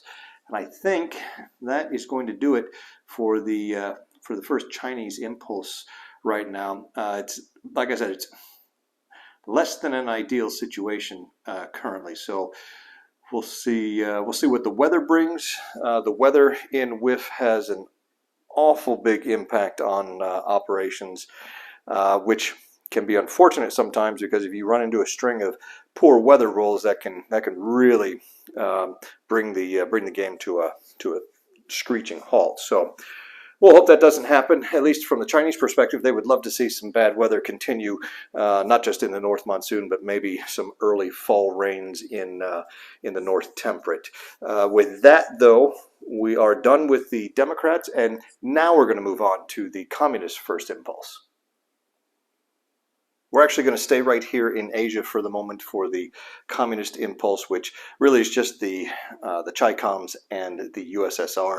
The USSR is essentially recovering from its brief border clash with the Japanese last turn. They don't have a whole lot that they're going to be doing, and it's the Chinese Communists that have more activity going on. The Soviets are restricted to a combined impulse because they are still neutral, which gives them 5 land moves, and the Chinese Communists are going to take advantage of 3 of those, actually 4 of those moves here, and that's going to leave 1 move remaining for the actual Soviets themselves. And are they going to do, I'd like to make a, no, I think we're going to save that move for Europe. But what we've seen here is the militia has moved in to take over Changzhou. It's not nearly as strong a position as it was when the 2 nationalist units were there. And then the cavalry was able to move up into the mountains at a movement cost of 4, which is what they have. So that allows them to stay face up, which will avoid that +1 combat DRM for being face down. And then we slid Mao here, where he's in a position to support either of these 2 hexes. It does mean that technically the Xi'an militia here is out of supply. It's not an issue unless they go to move or they get inverted, and then that's going to reduce their combat factors from 3 to 1. But it doesn't look like the Japanese have much going on up here in the far north right now, so that's a risk the Chinese Communists are willing to take. So with 1 land move left, we're going to go all the way over here to southern Russia, and the Soviets got a nice armored or tank army here in Kiev as part of the reinforcements this turn, but they've already moved Mao in China, and those HQIs are oil-dependent units, so they would have to pay if they were going to move him. They're not going to do that. Instead, they're going to go ahead and use their last movement on getting this 1, 2, 3. Actually, we'll throw this cavalry corps up here, and that is going to do it for a very quiet Soviet, well, Communist first impulse, which means now we'll roll weather, and let's see what this weather roll looks like while we're at it. Come over here. There are no modifiers to the die roll from last weather roll. We're looking at September, October. It is a 7, and a 7 is, well, the Chinese are going to be very happy. We're going to have rain in the Arctic, rain in North Temperate. It's going to be fine in the Mediterranean, rain in North Monsoon again, and then fine in South Monsoon and South Temperate. The impulse marker will go up 2 boxes again after each of these impulses. So September, October may end up being a fairly short turn. I'll go ahead and update the weather chart with the new weather, and then we will be able to get into the fascist second impulse of the turn. We're going to start off the fascist second impulse here in Spain. The Italians are remaining neutral and really don't have anything to do. And with the nationalists falling under the activity limits of the Italians, it's quite convenient for the nationalists that the Italians are more than happy to give them basically all of their allowable activities this particular impulse. That said, we don't have any port attacks, naval air missions, or naval movement and combat. There are no strategic bombardments, but we do have a ground strike mission, and it's not what you would normally expect to see from the bombers up here, because again, the nationalists are going to play it a little conservative. They know they have the production advantage against the Republicans. It's a matter of being patient and careful and not necessarily taking unnecessary risks. So rather than expose the expensive bombers to the Republican fighters here in an unescorted mission, we're not going to use the bombers to ground strike. We're actually going to do, the artillery is going to do a bombardment as a form of a ground strike here on the hex with 3 units in it just west of Valencia. The bombardment factor is a 2. So we will need a 2 or less in order to flip any of the target units. Now, the nationalists are fortunate in that running pretty much everywhere else on the globe that is a location of consequence of this particular impulse, it is fine weather in the Mediterranean. So everything below this blue line here, fine weather, which means the bombardment is not going to be impacted by the weather, and we can just get to the rolls. Now we'll resolve the bombardment top to bottom. We'll just make 3 quick rolls here. We're looking for a 1 or a 2 for a successful roll. So here we go. This is against the division, and we've got a 1, so that's going to invert the division. Top core then is a 4, which misses, and then finally the bottom unit is a 6. So we managed to get one of the defenders face down, and it happens to be the division.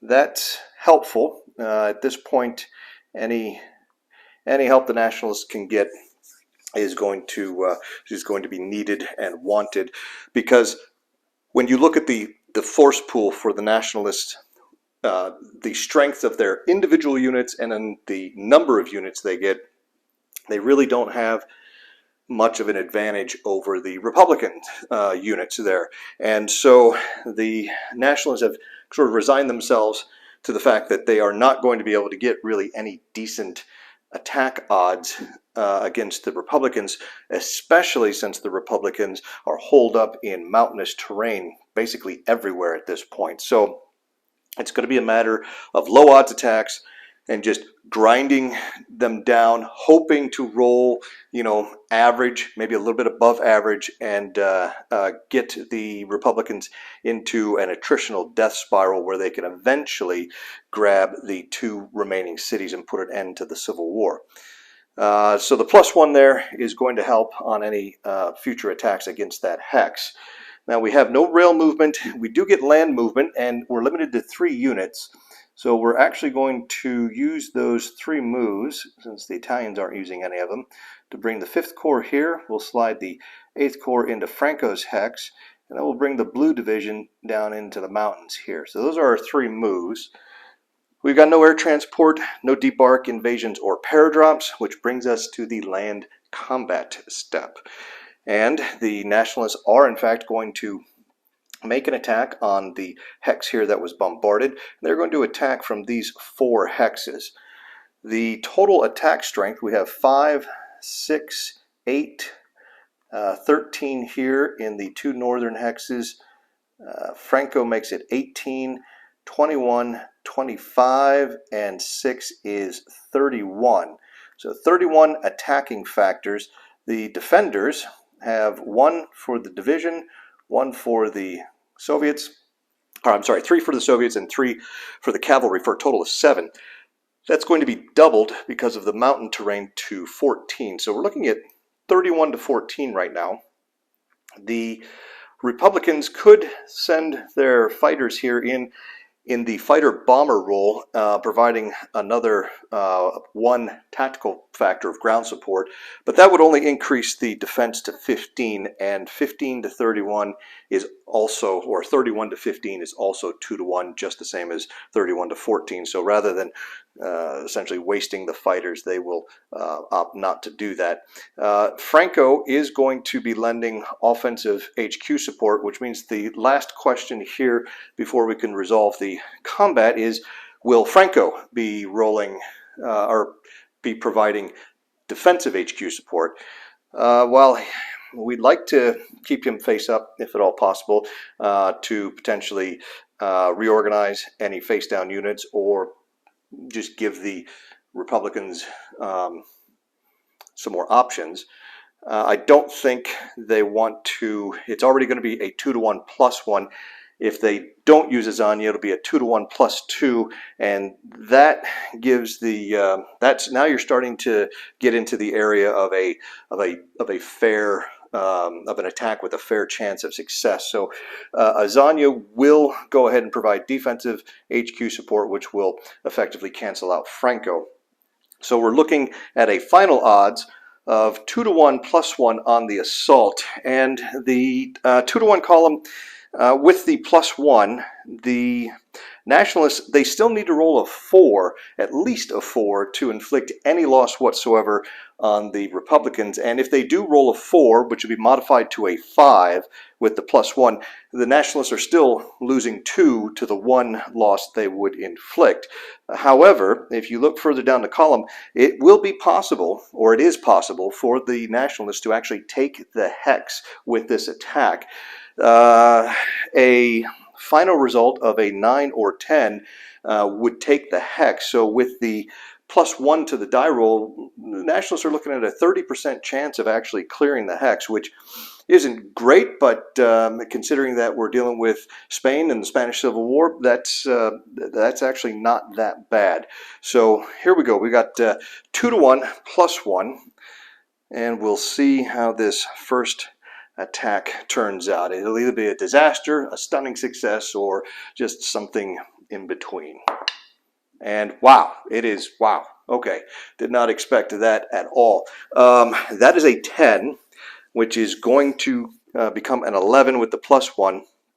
That is going to be a result of cross 2S. So no losses to the Nationalists, and in fact, half of the remaining attacking units will stay face up, and it's going to be 2 losses with a shatter result for the defenders, and that then will take the hex. So bad news for the Republicans. That 10 came at a really bad point in time. So they have to lose 2 units. They will destroy the infantry division and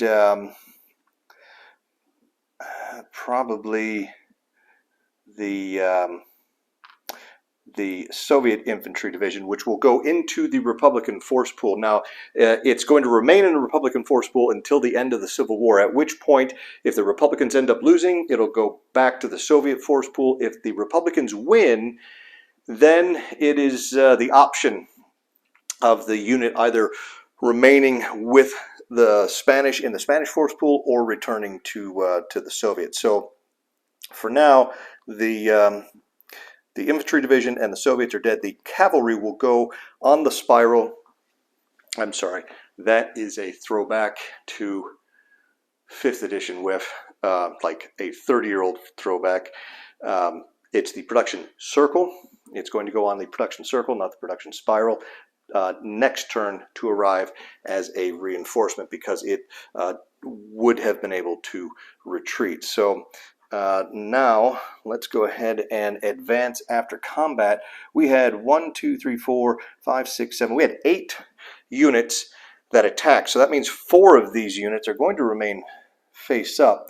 And I think the 4 we're going to choose, we'll turn him face down. We know Franco's going to be face down anyway, so let's just go ahead and do that. The 3-3 is not a terribly strong unit, so we'll turn those 1, 2, 3. We've got 3 here and 1 here. Which ones do we want to? Let's go ahead and flip the Cartagena militia there. And now we can advance into the hex, and I think we'll go ahead and have the motorized, the 6-3.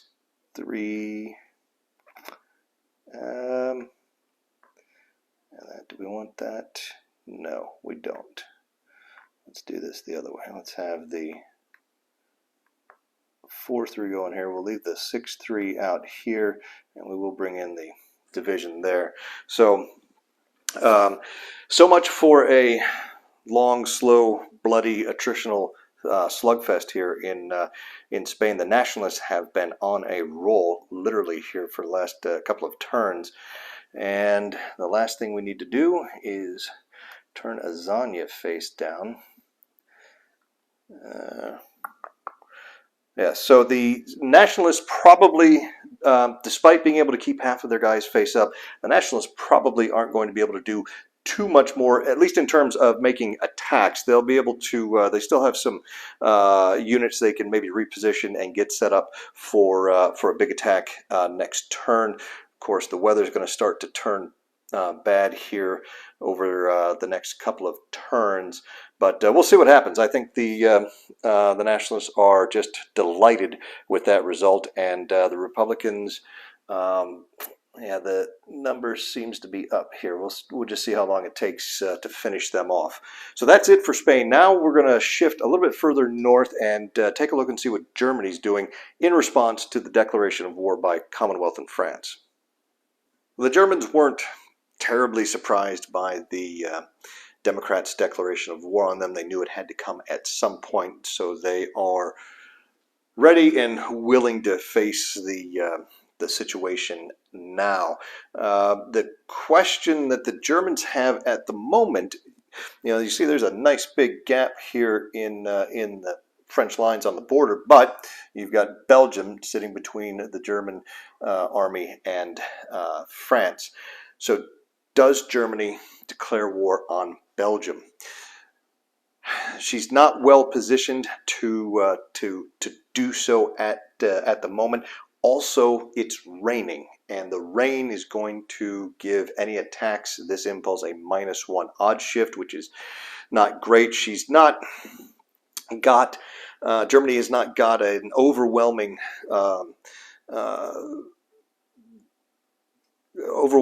superiority of power, ground power in the theater right now. She is going to call out her reserves. That's an easy decision, and she gets quite a number of them. So we'll be deploying them, but they're going to come on face down, so they're not going to be terribly useful this turn, but they will, I think, as you'll see here after I get them deployed, they are going to bulk up the Wehrmacht here in the west substantially. One of the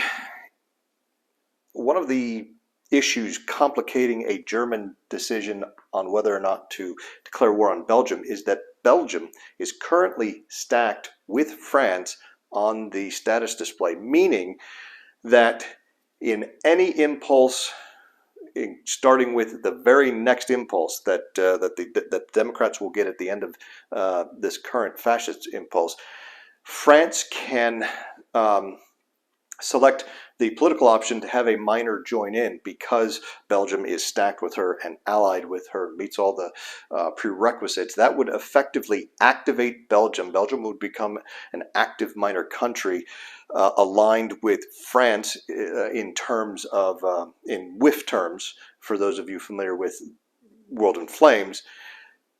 And by doing so, it would remove any possibility of a German surprise impulse on Belgium. Now, had the weather been good, this impulse, Germany may have, despite not having all of the troops she would want there and having them in the right place, she would probably have gone ahead and made the declaration of war on Belgium just to basically short circuit a Belgium being brought in by the French.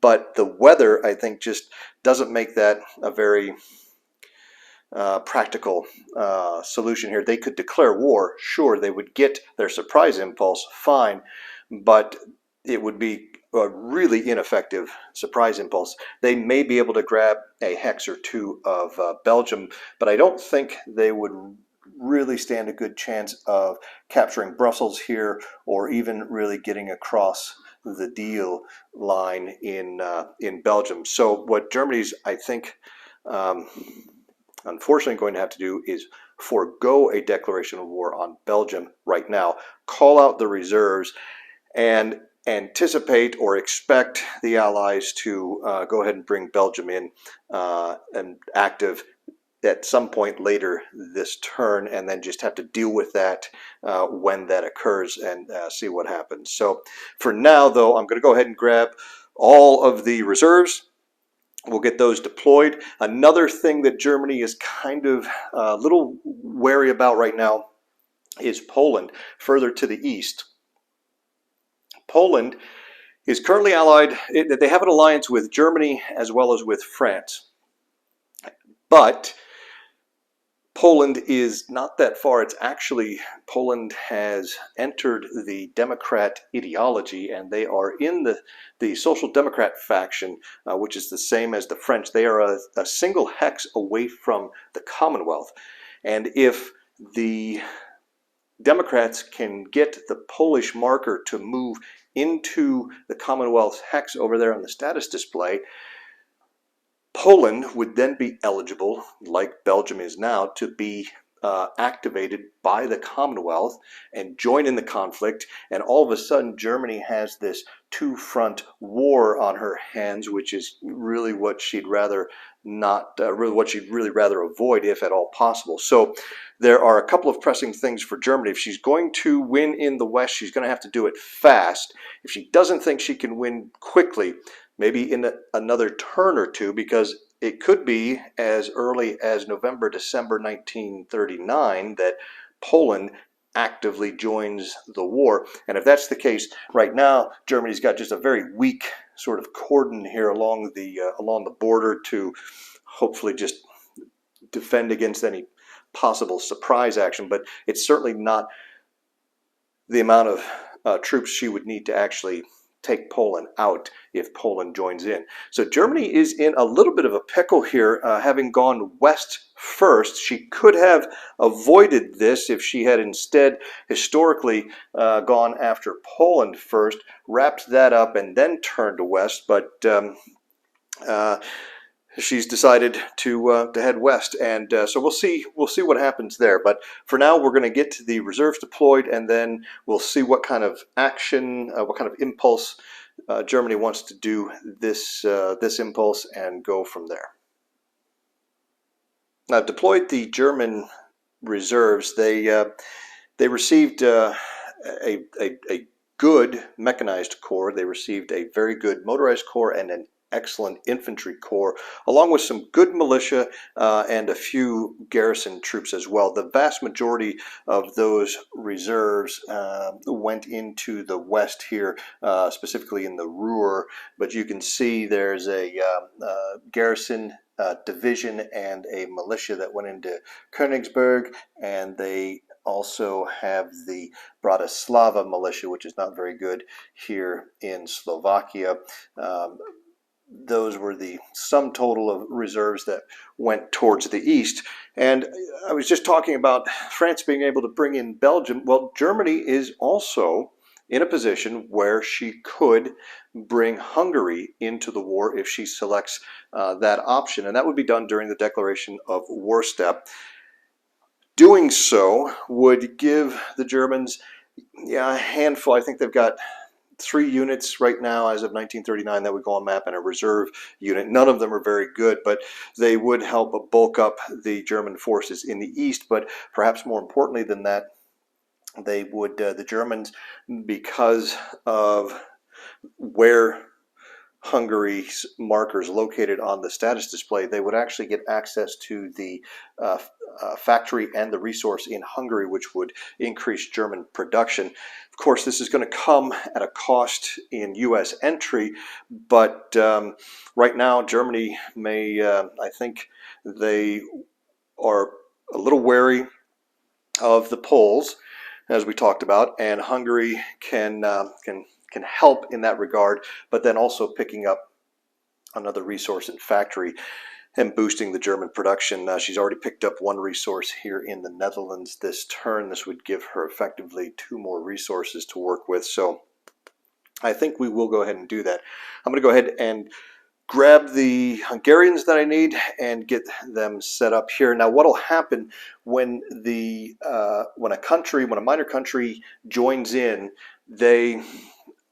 it's the equivalent of aligning a minor country in World in Flames, if you're familiar with that. But all of the influence markers in the country actually go away, and will take the country's marker off of the status display, and it gets placed in the major powers country to signify that the minor now sort of belongs to them. So there's Berlin there. We'll just place the Hungary marker there in Berlin, and the influence is gone. Now, should Germany come to peace with all the other major powers, then I believe what happens, Hungary will then, the marker will come out of Germany here to go back onto the status display, since Hungary will become neutral as well, and it'll be treated just like it was prior to joining in the active war. So I'll grab the Hungarian units, get those set up, and then we'll proceed with Germany's impulse. Well, looking at bringing Hungary into the war, one of the prerequisites in order to have a minor join in is not only does it have to be stacked in your hex on the status display, and you have an alliance with it, and you are able to, you're not ineligible to control it, and it's not hostile to you. It also cannot be allied with any other major power, and Hungary currently has an alliance with Germany and an alliance with Italy. So the Italians have kind of thwarted the Germans' attempt to bring the Hungarians into the war at this early stage. I'm sure that the Foreign Ministry will be speaking with the Italians presently to rectify the situation. So no Hungary in the war just yet. That means that the Germans are going to be choosing their impulse type, and given the bad weather and the fact that they don't foresee any big attacks going on here in the west, they may take advantage, or try to take advantage, of the rainy weather and maybe slip some of the Kriegsmarine past the home fleet out here in the North Sea. So they're going to choose a combined action that's going to cost them 7/10 of an oil. So we'll pay for that here from the stocks in Leipzig, and then that's going to leave them remainder of 9/10 over on the track over there. They had 6/10 prior to fueling this particular impulse. So with everything fully fueled, there are no port attacks or naval air missions. So we come to naval movement. The Germans get 1 naval move in a combined, and they are going to have both Deutschland and Graf Spee sail together. They're going to leave Kiel, and they're going to enter the North Sea. Now, the home fleet will, of course, try to intercept them, and the rain is going to add +1 to the search roll for each side. The Germans will kind of go into the 0 box here for purposes of the search roll, since they intend on continuing through the North Sea if at all possible. So the Home fleet is in the 3 box, but again, they're going to be suffering a +1 to their roll, so not a great chance to find them. On the rolls here, I'll just roll both search rolls here at once. The red die will be the fascist die, the German die, and the green die will be the Commonwealth and Royal Navy. And we've got a 3 and a 5, so the Germans do not find, and because of the +1 for the rain, that 3 normally would have been good enough for the home fleet to intercept the German cruisers. They are able to take advantage of the rain and slip past them. The home fleet does have a carrier presence, but they don't have any carrier planes with a long enough range to give them any positive or negative modifiers to that search roll, or to increase the search number, I think technically is how it works. So Graf Spee and Deutschland slipped past the home fleet, since they were apparently prioritizing escorting the BEF into France. So that allows them to go here into Faroes Gap, and from here on out they should have clear sailing, so to speak. They're going to continue on, spend 3 to get into the North Atlantic, and they're actually going to go into the East Coast here, which will cost them 4 in range and speed, meaning they can only get to the 1 box. So we'll get a little better look at that. They're out here. Why the East Coast? They don't have a very good chance of finding the convoys out there, and this actually is probably a good opportunity to kind of mention that I'm going to be using some house rules here, some house rules regarding how convoys are attacked, both by submarines and surface ships or raiders. So we won't actually have any searching and anti-convoy combat occurring within the impulses like we do in the normal rules. I'm not going to bog everything down with a big history of the naval rules evolution, but the way submarines and convoy pipelines were handled was changed radically with the introduction of ships in flames in 1995, and not really been very satisfied with the new rules. So essentially, for those of you that are familiar enough with the whiff of olden days, essentially what I'm doing is basically kind of rolling things back to the 5th edition whiff rules regarding submarines and convoy attacks. Slightly modified, of course. We've got some issues here, and again, I don't want to get into it too deep here. What I will do, I promise, I will do a standalone video at some point on the whole convoy pipeline submarine rules evolution and the issues I have with the current version of the rules, and why I think the previous, like way previous versions of the rules were so superior. So there's nothing effectively for Graf Spee and Deutschland to search for right now in the East Coast sea zone. And the reason why they didn't stop here in the North Atlantic is that the Royal Navy does have Repulse and several cruisers based in Belfast in Northern Ireland. They have a range of 2, so they could get into the Bay of Biscay or the Faroes Gap and then reach the North Atlantic. But by getting all the way to the East Coast, Graf Spee and Deutschland have put themselves beyond the reach of the big battle cruiser Repulse, so they don't have to worry about that. And the worst they'll have to face is British cruisers, heavy cruisers. So that's going to be the one naval move for the Germans. We have no naval combat as of yet. There won't be any strategic bombardment, I don't think. It's probably not worth it with the weather like it is, and there's still going to be at least a few more impulses, a couple more impulses that the Germans will have in this turn. I think they'd like to preserve as much of their bomber force face up for future contingencies right now. So we're going to skip the strategic bombardment. Same with the ground strike missions. So we'll get to rail movement and then the land move. So let's go ahead and head back to Europe now. Now, Germany has no rail movement, which brings us to land movement. She gets 6 land moves in a combined impulse. And remember, it's rain here, so all the terrain costs are doubled. So we're going to send this infantry corps here. We're going to go 2, 4. Then we're going to slide. Let's see, these are both aircraft. Yeah, nope. Okay, so we'll send Rundstedt here.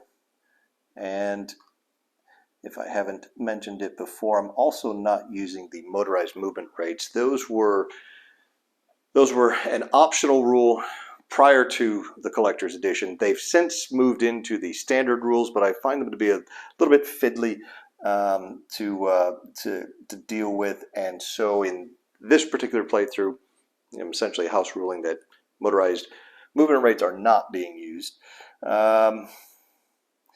Which means they're going to go there. I think these guys will go here. He goes, bring this guy up here. Put these guys back.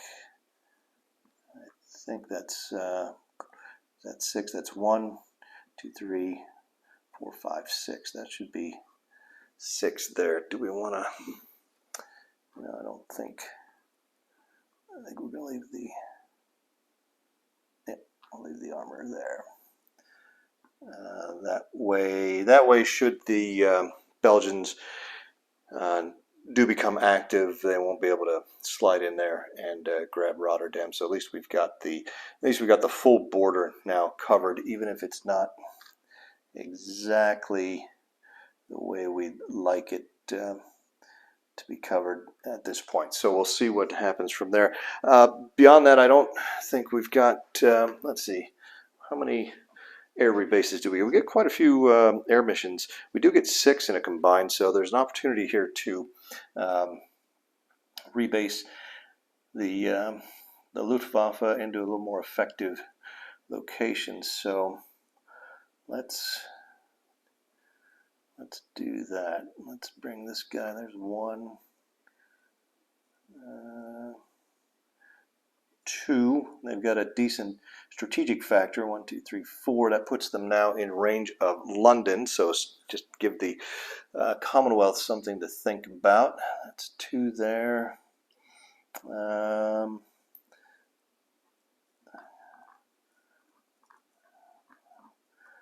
think we will also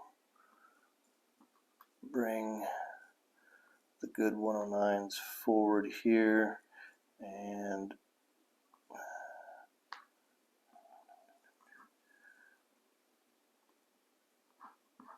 we'll bring up yeah, let's go ahead and bring the fighters there. So that's what do we got? 1, 2, 3, 4, 5. That's gonna do it. All right, I think that's gonna wrap up this German impulse. The one question, we get to the reorganization step, and they've got headquarters handy, and they've got face down units, a lot of them up in here that are good units. Do we use von Bock or von Rundstedt to get those reserves face up and ready to go? You know what? I think it might be worth it to. Yeah, let's go ahead and do it. We won't use von Bock, and von Lieb is a little out of position back there, but Rundstedt can get the 3 really good reserve units face up again. And is there one more nearby? Yeah, there is. I guess he'll bring I guess he'll go ahead and flip him face up. Fighters there. And that'll give the Germans a little bit more flexibility here along the border. Should, like I said, should the Allies or the Democrats bring the Belgians into the war? That's going to do it here for Europe.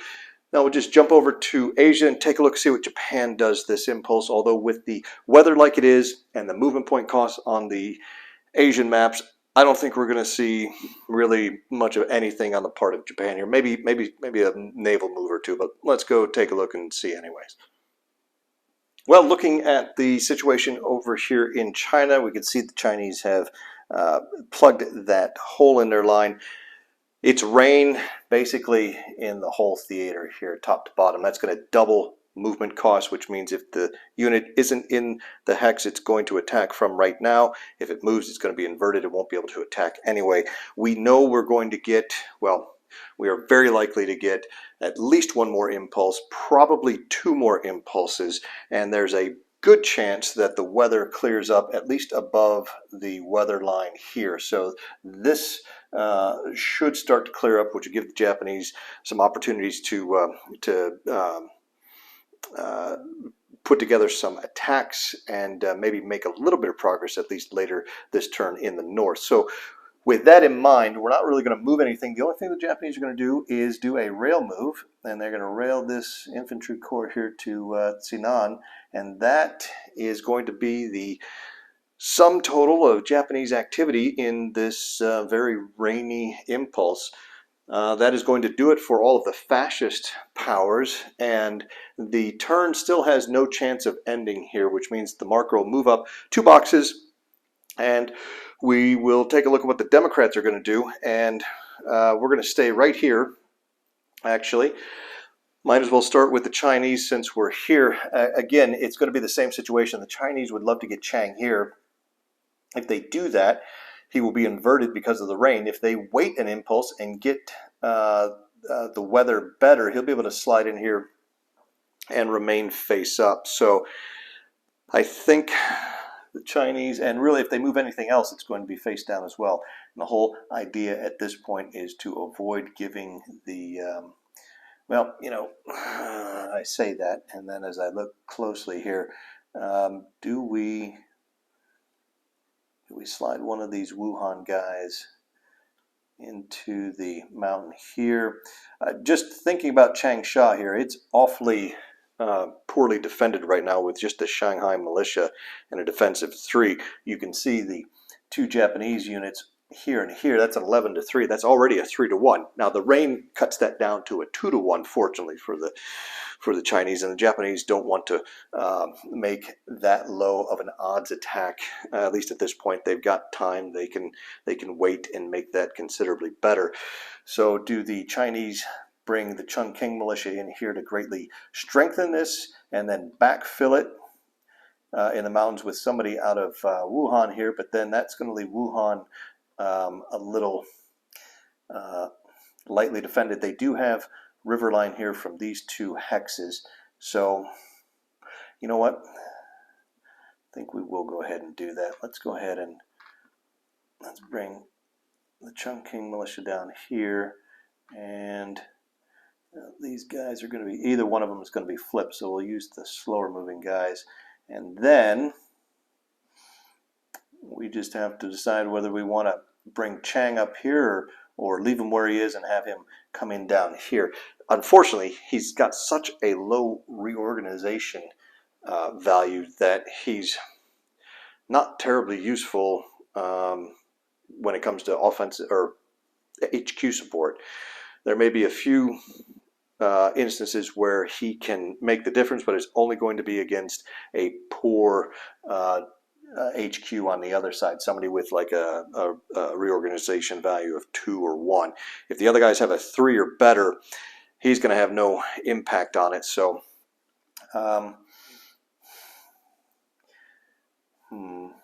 the Japanese will be able to bring a number of 16, 17, they've got, there's 25, that's 12. They can bring a 3-1 or something. Plus they've got Yamamoto there. Much as I hate to do this, I think we will have Chang move in there. We'll see. We'll see what happens. So that's it for the Japanese impulse and the Chinese impulse here. So for the rest of the Democrats' second impulse, we're going to have to go back to Europe. All right, back in Western Europe, the Democrats are in the declare war step, and the question is Belgium, yes or no?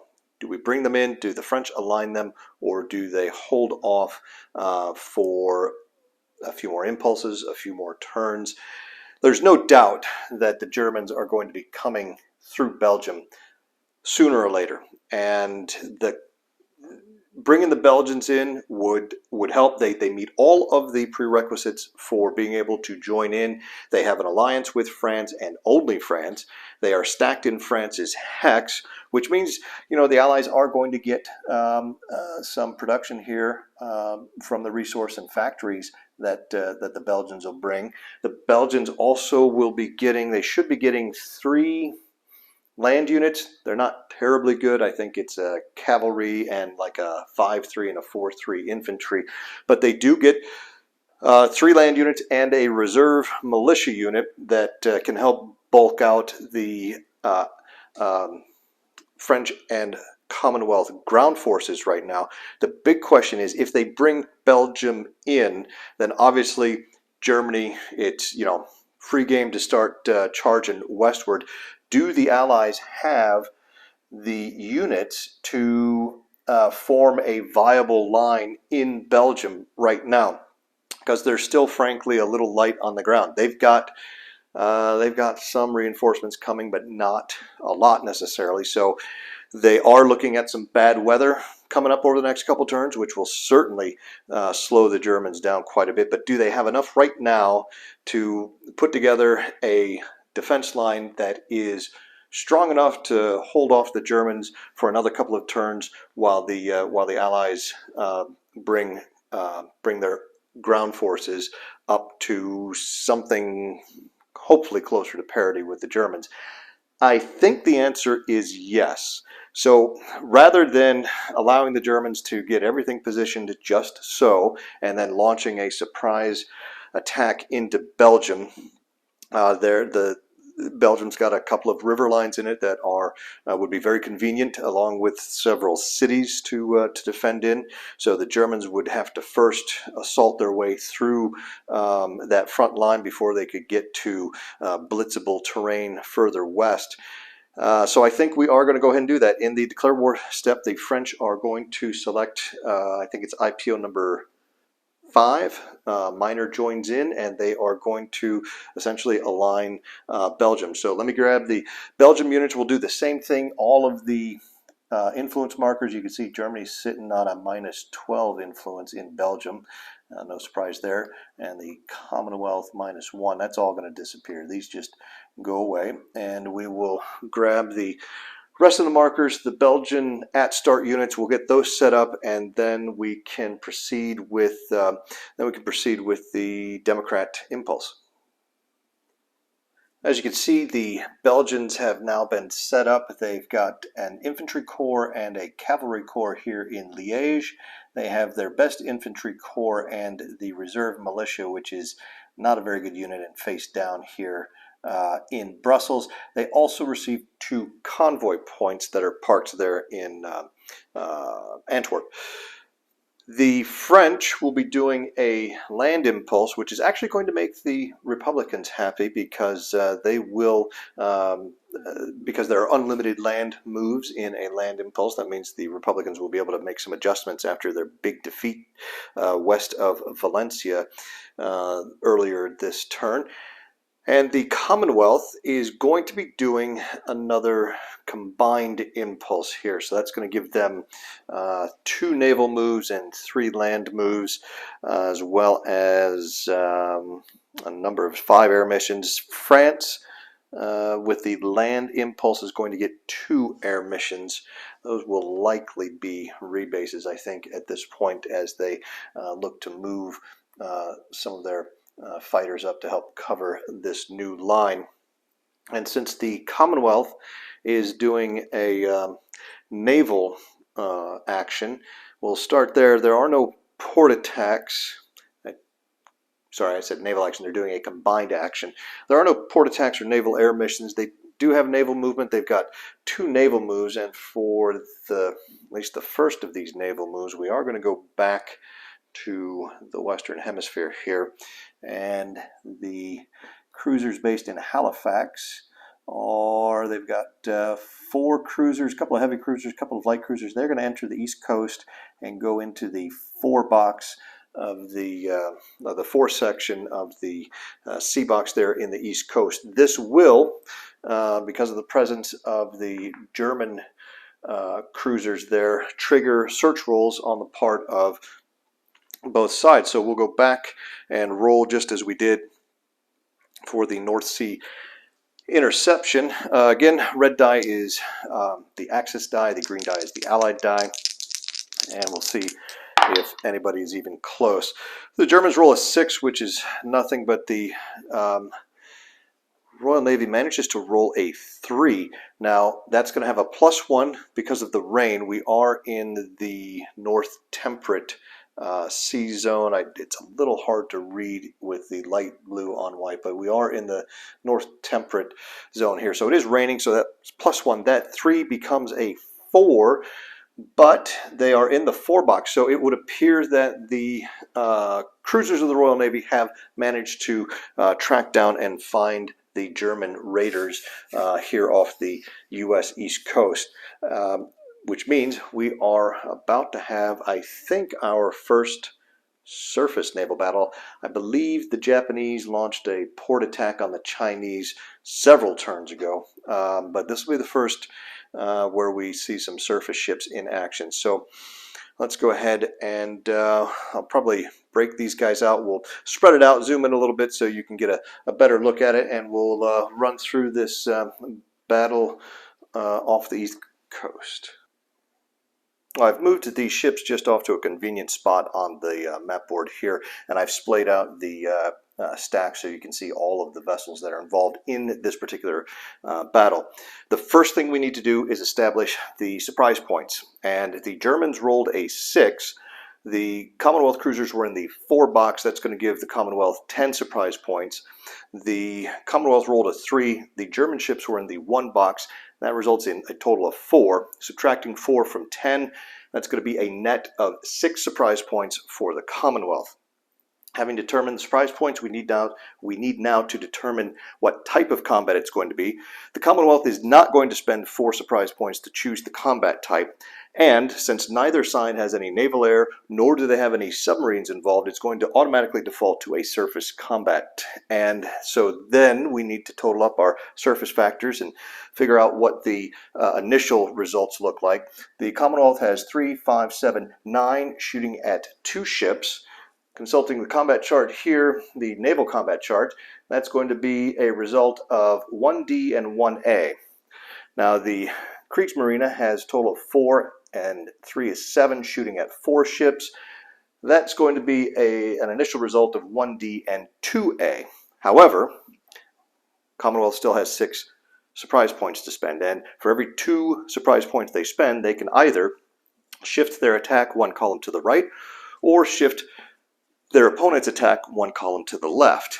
Now, the Germans haven't inflicted any potential sinkings on the Commonwealth. It's really just a damage and 2 abort. So while the Commonwealth could shift the German attack further to the left to reduce any incoming damage, if there's one thing the Commonwealth has plenty of, certainly at the start of the war, it's cruisers, and they are more than happy to accept a potential damage and 2 aborts here, and instead they're going to take all 6 of their surprise points and translate that into increasing their attack, because the cruiser's mission here is to sink, not the Bismarck, but to sink all of the German ships.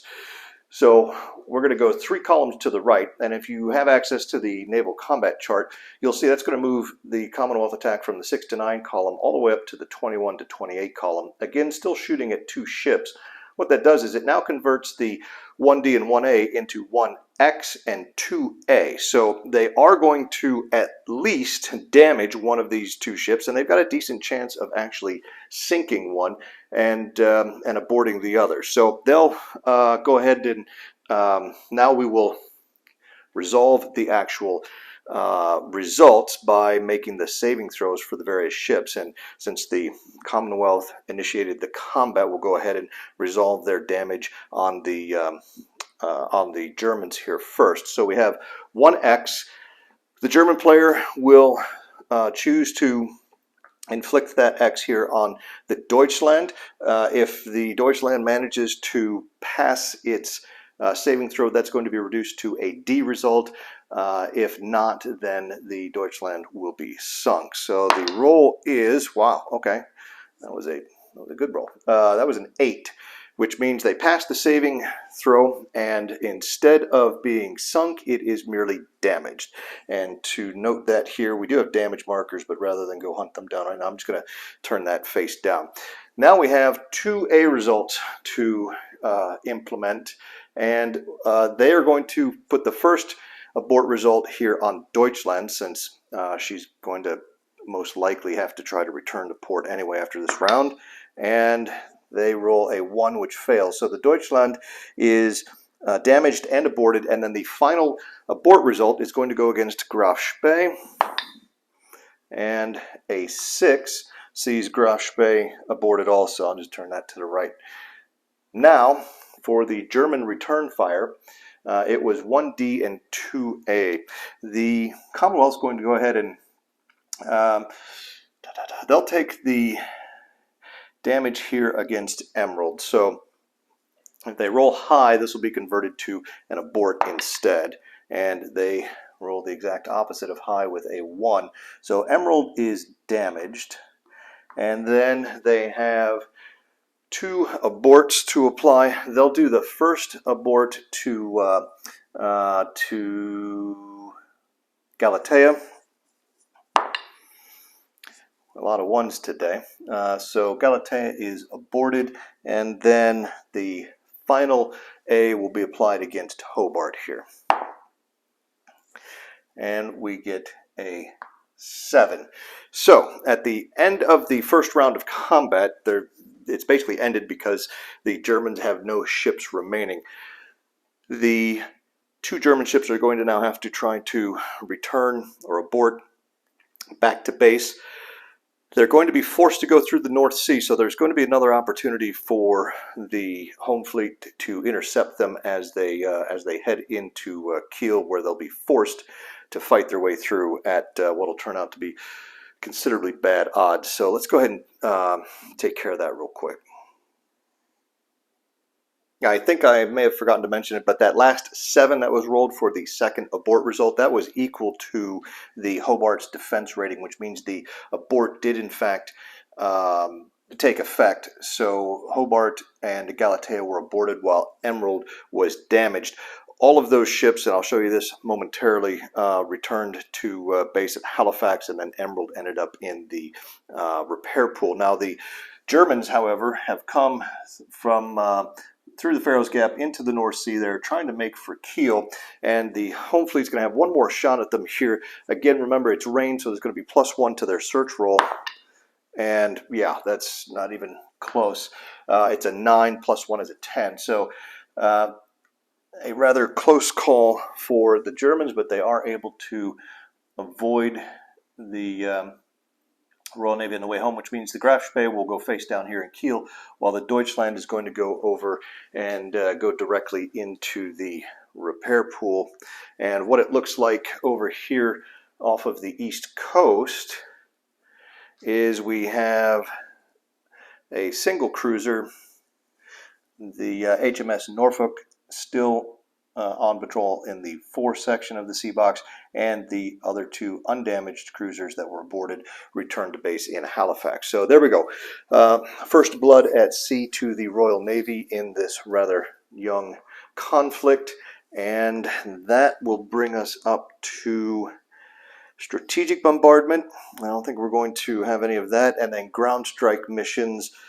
Again, don't know that we have any ground strike missions necessarily. I think both sides are going to kind of hold off here, wait for at least for better weather before they start employing their air forces offensively, which brings us to rail movement. There won't be any rail movement there, and then it's land movement. So for land movement, let's head back to Europe.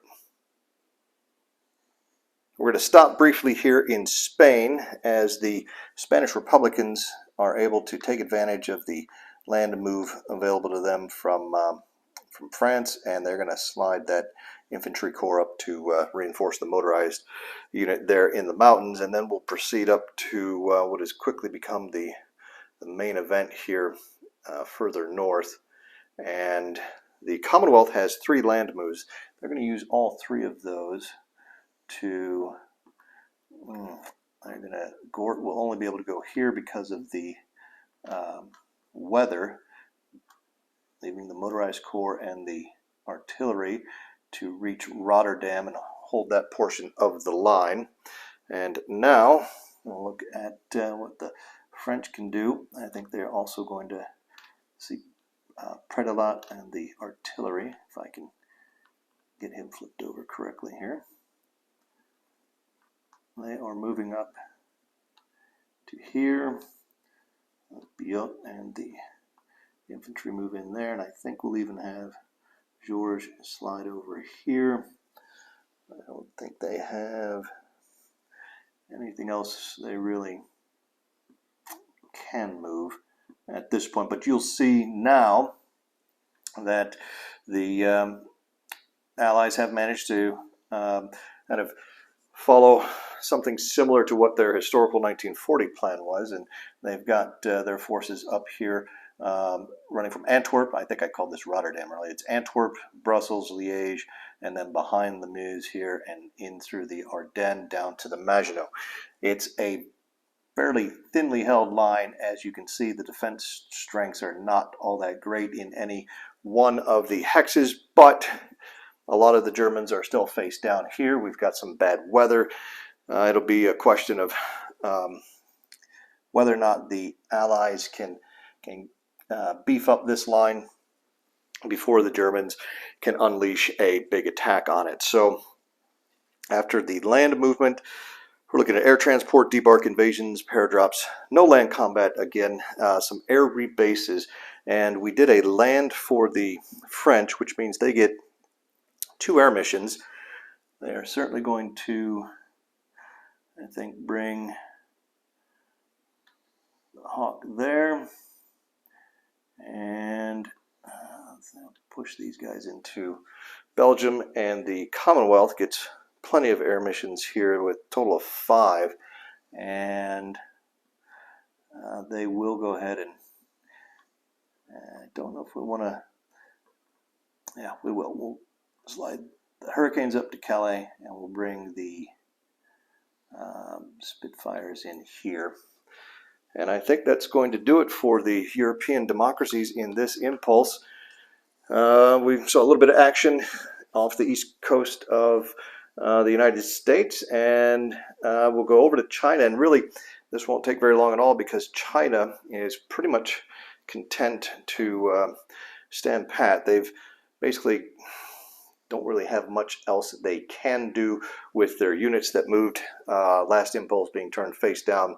Now they're just kind of in wait and see mode, just waiting for that next Japanese attack to see where that goes, how successful it may be, and then having to figure out how to react to that. So I think that's actually going to wrap it up for the democracies overall, and then we'll move on to the communist impulse.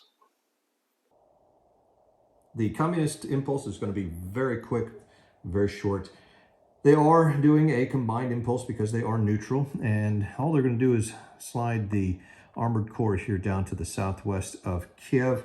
It is rain here in North Temperate, so that's going to double the movement cost there. That will not cost them any oil for that. They do get 1 unit that is free, and that is in fact not only the only oil-dependent unit they are moving this impulse, it's the only unit they're going to move at all. Over in China, the Chinese communists are satisfied, I guess you could say, with their positions for now, so no need to adjust anything over there, and that is going to wrap up a very quick communist impulse. And now we do actually need to roll to see if the turn will end. It will only end on a 1, so there's not a very good chance of it happening, but still we have reached the point where we are rolling now. And it is a 5 on the die there. So the turn continues. The box will move up 2 more, or the marker will move up 2 more boxes on the track, and we will go back to the fascists. And I think we'll go ahead and start with the European fascists. I rolled weather for this next set of impulses, and I rolled a 7 for September, October. I think that may have been what I rolled last time as well. In any event, the weather is exactly the same as it has been. It's going to be rain in the Arctic and North Temperate, fine in the Mediterranean, rain again in North Monsoon, and then fine in both South Monsoon and South Temperate. So with no real changes to the weather, there's not going to be much going on this impulse, so I'll probably take care of all that off screen. The nationalists down here in Spain, they're simply going to rebase their bomber a little bit closer to the action down here. That is going to be outside of the interception range of the Republicans' fighters. So that's about it for Spain this impulse, and probably for the remainder of the turn. I don't know that anything more is going to be happening down there, even though the nationalists would absolutely love to be able to take this hex from the Republicans, but I don't know that it's necessarily practicable at this point, particularly with so much of their forces and some of their good units turned face down. So they may have to wait till November, December, and hope that they get some fine weather in the Med, which is not out of the question, really looking at the weather charts. There'll be a fair chance, I think, for some decent weather for the nationalists.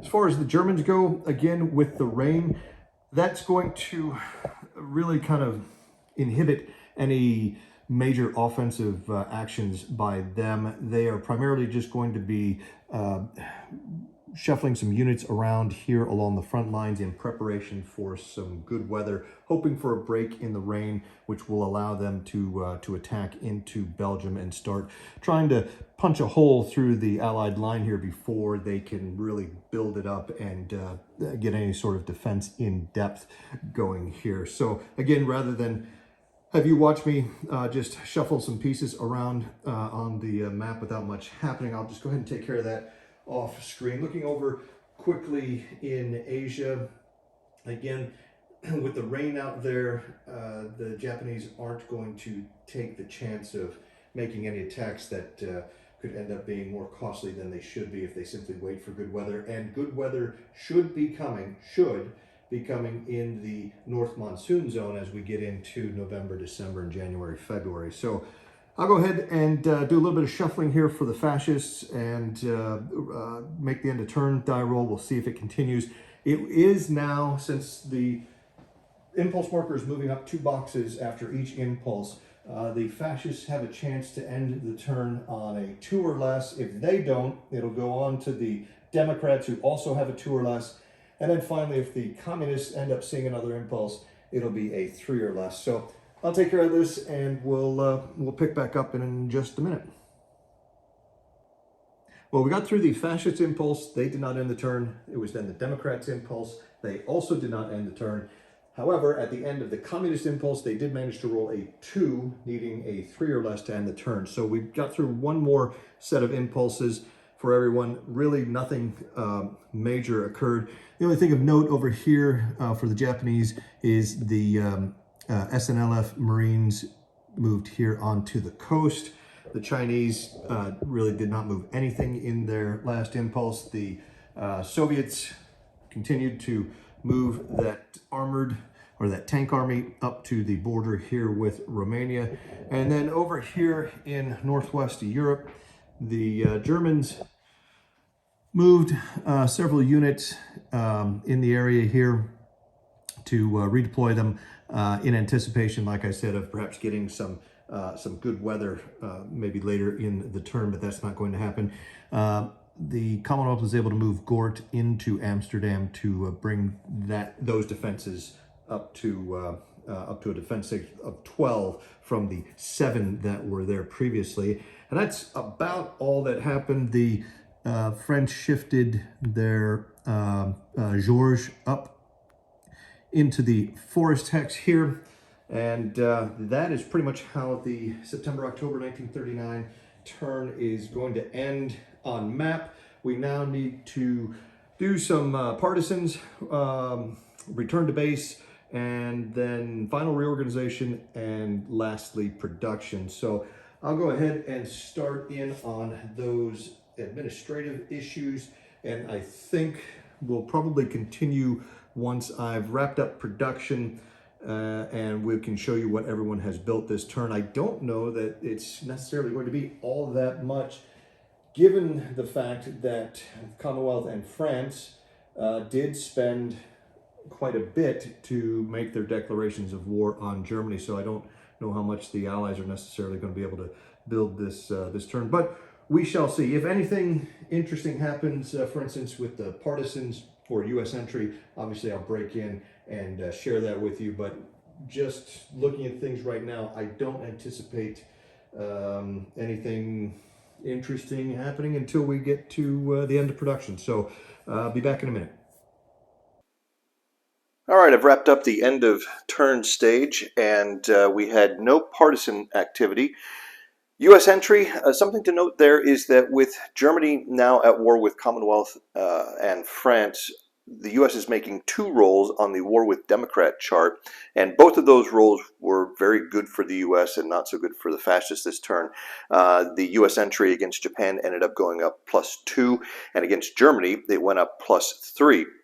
So each turn moving forward now, the United States will be making 1 roll for Japan and 1 roll for Germany. And as a result of that, especially of the high rolls this turn, the U.S. entry now is starting to creep up to the point where it is just shy of the threshold required for the United States to begin playing some of the political options that will implement a lot of the WIF U.S. entry options, stuff like Lend-Lease or escorting naval units and so on. So that'll be something to keep an eye on moving forward here.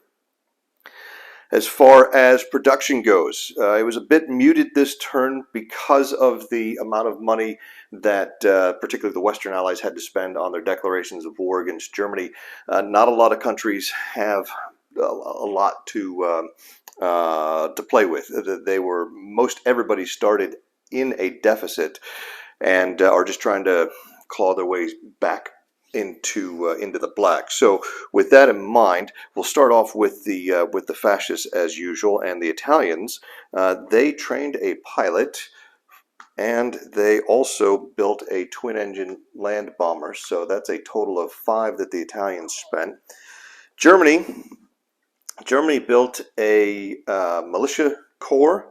They built a single-engine fighter as well as a single-engine bomber, trained a pilot, and built an engineer division. For the Japanese, they pulled the Akagi out of the repair pool where it had been sitting since the beginning of the game. They too trained a pilot. They built an artillery unit, a carrier plane, a convoy point, and then finally laid down a new light aircraft carrier. For the Soviets, they too were recovering from the cost of their little border skirmish with the Japanese last turn, and therefore they were only able to build a mechanized unit for a total of 5. The Japanese, if I didn't mention it, spent 11, the same as Germany. France, again, kind of handicapped by the cost of the declaration of war, only built a militia unit. They're trying to get some ground units as quickly as possible to beef up the front lines there against the Germans sitting across the border from Belgium. The Commonwealth didn't do much better. Where France spent 2, the Commonwealth trained a pilot, and they built a convoy point for a grand total of 3. So this is an instance where a turn where Germany absolutely outbuilt the Allies for a change, 11-5. But I don't think it's going to last very long because the The Commonwealth has decent production. They're actually producing 11 build points per turn, and the French are producing 6. So compared to Germany's 11 that she's producing, I would expect to see the Allied production ramp up here in the short run. Also, well, they're going to have to start prioritizing building units over political options now at this point as well. So we'll see how the production race goes here over the next 3 or 4 turns and see how that affects the balance of power there in Northwest Europe by the time good weather comes back around in the spring. For the United States, they are producing 10 now, and they spent a grand total of 7 of that. They started off with a transport. They also trained a pilot. They built a carrier plane, and they laid down a new battleship for, like I said, a total of 7. They actually have two money still in the bank right now. I think what they are looking at is trying to save up a little bit for some upcoming political options, perhaps something along the lines that I mentioned a little bit earlier, where they'll be playing some political options that will allow them to have some effect on the course of the war that's now raging in Europe as well as Asia. The Chinese managed to build a militia. They too are trying to shore up their lines here. As we get into November, December, the weather in the North Monsoon Zone should start to dry up, which is good for the Japanese but bad for the Chinese.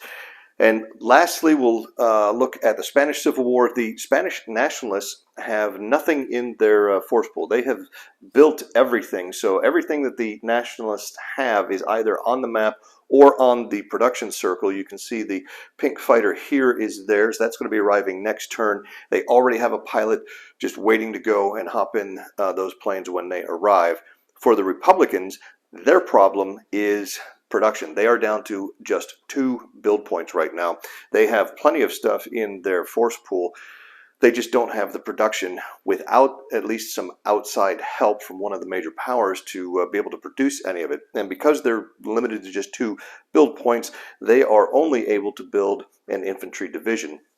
And it's just not going to get any better for them moving forward unless, like I said, one of the major powers decides to start giving them some production help. And with France and the Commonwealth going to war with Germany this turn, the odds of those 2 major powers diverting desperately needed resources to the Republicans is pretty low, which leaves their last hope, if you will, the USSR, which is currently neutral and does not appear to be on the verge of breaking out into a shooting war with anyone anytime soon. So perhaps the Republicans can convince Uncle Joe to lend them some guns and tanks to allow them to try to push the nationalists back and kind of even things out here in Spain. But it's not looking good. It's probably just a matter of time at this point.